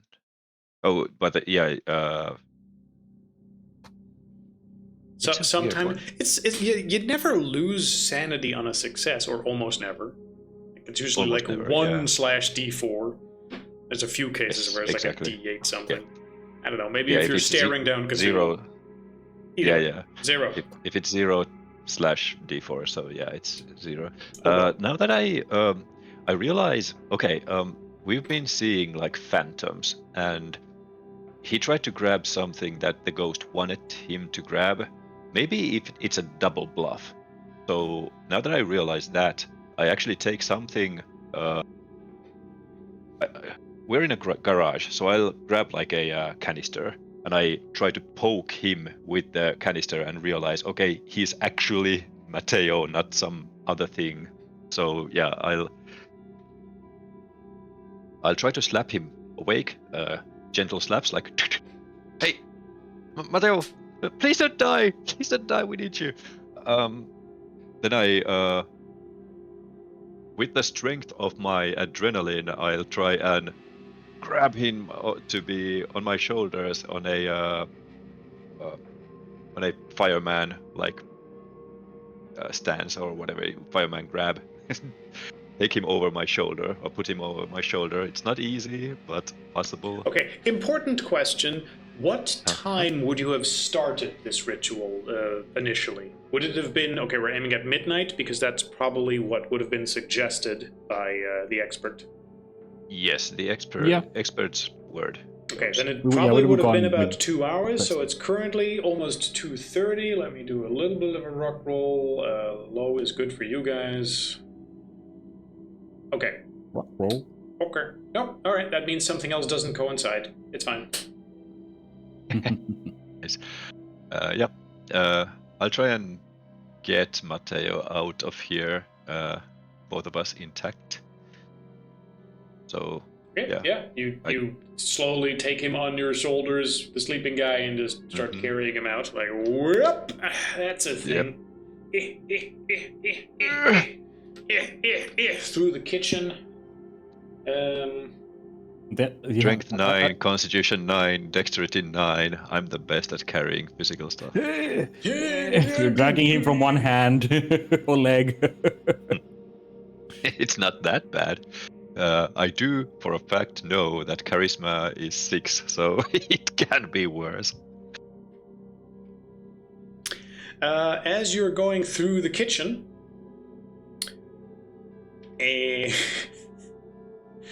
oh boy, it just keeps fucking happening. As you're going through the kitchen, you see a man sitting in the breakfast nook, who looks at Matteo, and says, "Oh, got another one, huh?" You're experienced with certain things, so you realize he's wearing 1950s clothing. And he has on the breakfast table what looks like a double-barreled shotgun. Also, his head is missing. Of course. Of course I get the South Park Brittany here. Okay, you're not there? You're not there? You're not there. Trying to ignore the shotgun guy. I hope he can harm me You're closing it. physically. As you're seeing him, you just close your eyes as soon as possible. So I'm just going to say auto success, lose 1 extra sanity. You try to imprint little bits of what you've seen of this guy. and you know that at least one of the people that died in this house blew his own head off with a shotgun. Yeah. Yeah, George yep. G. Grease. Yep. But unless you want to engage with that right now and lose more sanity and whatever might happen with Mateo as you do, that's a choice. Engage with Headless Shotgun Man right now or move on. No, let Kurt Cobain stay where he is resting, and well, not resting, and I'll keep on moving. Okay, you continue dragging Mateo back to the entrance, where you will find Guybrush going through just this massive pile of bullshit letters in blood. That is like, no, actually, you need to free spirits here. The secrets of the mirror is for those who can unlock it, and great power can be for you if you want. Question mark. At this point, he's trying to talk. He's also trying to talk to ask about Antonio Di Vatello. He's like, is Antonio here? Is this who I'm talking to? Okay, how much time would Guybrush realistically spend on just phantom text appearing in a mirror? Because yes, it's supernatural and you're studying it, but I mean, before you realize this doesn't actually seem to be talking to you, nor does it really seem to be making sense. It's almost as if it's trying to waste your fucking time and just spook you out. I mean, if I figure that out, yeah, he wouldn't. Like the moment he's like, you know what? This is just bullshit. This is another either scare you out of the house trick or keep you distracted from something else trick. Then he's like, okay, yeah, no, I don't have time for this. Okay. He wouldn't stay. The moment he gets that feeling of... You have it recorded and you just go, I can't make any fucking sense of it. It's just saying whatever the fuck. Like, yeah, you were hoping for a conversation. That doesn't seem to be happening. Yeah, especially if it becomes clear that it's not responding to what I'm trying to get out of it. It's like, yeah, okay, no, never mind. Yeah. Then you see Dr. Gorm dragging Mateo behind him. Okay. I mean, he's dragging him, so right, you're like, oh fuck, is he dead? I'll rush in to check them. As I do I see the breakfast nook guy, or... You don't see the breakfast nook guy. Okay, cool. Not particularly looking, but as soon as I come into the den, that would be a clear shot. But if there's nothing there, I'll just... I will ask what happened as I'm trying to help you pick up I don't really know. Like, I hope he's not dead. He shouldn't be dead. I'm pretty sure I heard him snoring, I'm pretty sure. But anyway, if you want to have a conversation, there's another creature, headless one, in the breakfast area. No, there's not. This house is just toying with us. It took Mateo and me and the cat. The cat was a live wire, and I don't know if he's dead. I hope he's not dead. Let's get you out. Come on, let's get you out. You're clearly getting overstressed by your little Bloody Mary. You drag out Mateo. Yeah. You carry him out. And then I perform, like, I check his vitals, make sure that if he's dead or alive. Give me a medicine check. You check him up, you see if it's just his condition. Medicine. Yeah, medicine. Yeah. Yeah. He's alive, he's fine, his hand is slightly burned from an electrical shock, but he's otherwise fine. Good thing he didn't, like, intensely hold on to it. Yeah. I do check for arrhythmia and stuff like that, and it's like...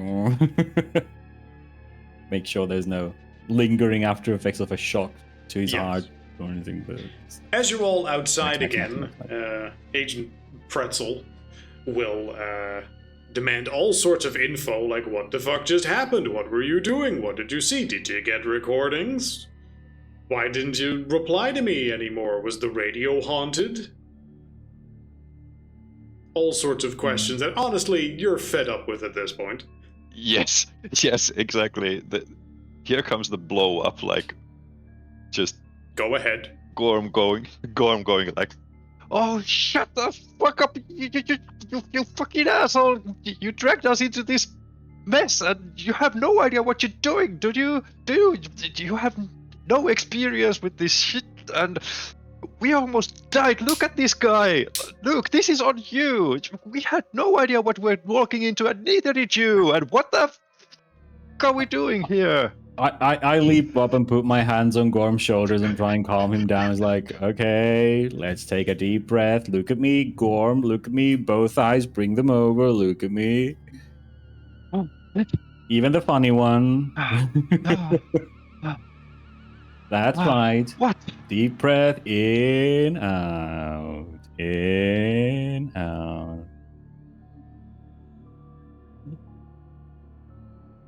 And you're This is saying, what we do. Pretzel seems insulted, of course. He's like, how dare I am Agent Pretzel. You can't treat me this way.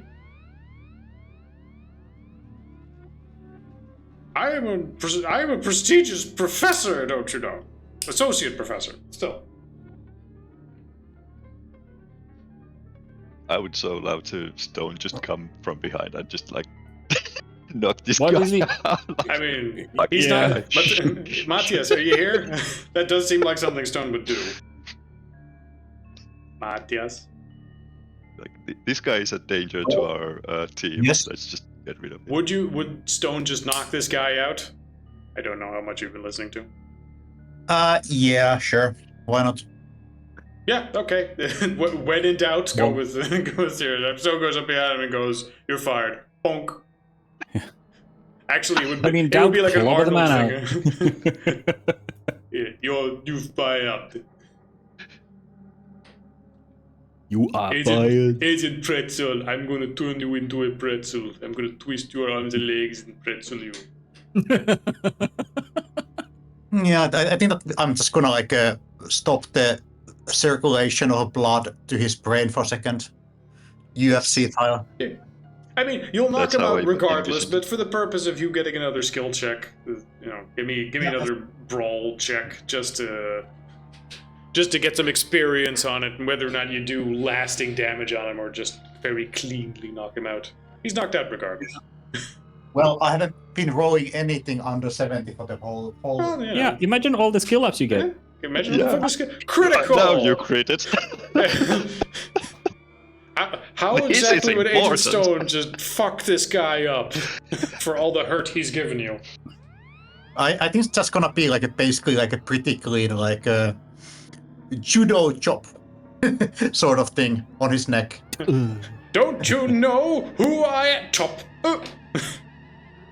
And he lands right next to Mateo, also just snoring in the exact same range. And Gorm like turns to Stone and just says like, "Thank you. I've been waiting for that so long." So are we about done with all this nonsense for the night? For the night, yes, I believe. I think Dr. Gorm and I will need to have a thorough sit down and a long talk.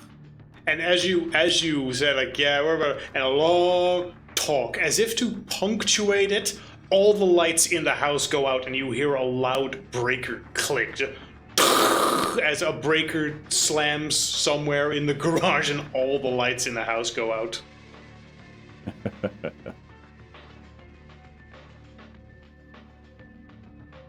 I think the house is done with us too for the moment.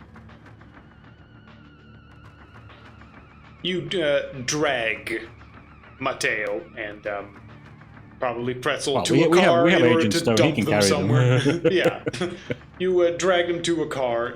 I don't know if you would drive Pretzel back to some place and then dump him there with a note that says "You're fired." Never, like, you are fired. We'll inform our superiors. Forget about ever knowing about the organization. You mention anything about this to anybody, you will spend your whole rest of your life in state prison. Good. Oh yeah, absolutely. We should anyway inform, because he did say he intends to publish a book, which means that we should probably inform Delta Green that this guy is a danger, because Yes. any mission he is involved in, any evidence, he will leak it. Yeah, this guy might like- actually be a vector. Erase this guy and keep him on a list. Put him under watch. Yeah. Put him Yeah, on the yeah, list. Keep him on the list. He gets put on a list. You have time. He's unconscious. He is out until easily next morning. So you have all the time in the world, and he's not waking up with any jostling you do. So you extensively prepare and discuss that, and pin that in a little note that you give to him, and write it nice and intimidating. And he wakes up with the worst intimidated headache of his life, and goes, "No, I'm fired. I thought I was cool." Then it says, "You are gay."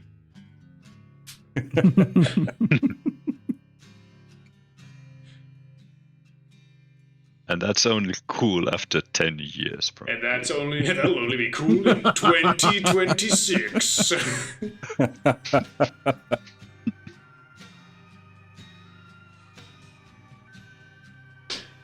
All right, and with that, you dump him on the side of the road near his place of residence, not to cause a scene. And you slap your hands and say, "Good, done." And Mateo stays asleep, and then you decide to all get burgers for the night, and then figure out what the fuck to do next time, as this entire thing was a massive dead end, and you all feel a lot more insane because of it. Yeah. And So call the session How there, long and does then it come up take with a to- plan for next time. How long does it Yep. take to give psychotherapy for a person or character? you should check I think your that's something- psychotherapy from the player guide. Yeah, we'll need to look Yeah, at player guide for a few of those interactions. But for now, Yeah. we're done. Yeah. Plan for next time. Something else. Next everybody. time, some other plan. This didn't work. Well, Yeah, no. well, at least it worked. This didn't Somewhat. work It as was intended. somewhat. We Yeah. know shit's crazy. And we know it's Yeah. Isabel Wheeler, probably, unless it's just an imagination as the rest of it. Well, I mean, even that it lacks a little bit of credibility obviously because the demonic Gormcat. Okay, sure. It's definitely Gormcat. because Rebecca to Ray, when we talked to her, when Guybrush talked to her, said that she saw different people in the house. So it So might be all of them. Yep. Maybe. yeah, or the thing takes different guises. Maybe. Sure. You have clues, piece them together, or find more somewhere else. Either way, we're done for the night. Good night, everybody. Good night, Yeah. everybody. Right, everybody.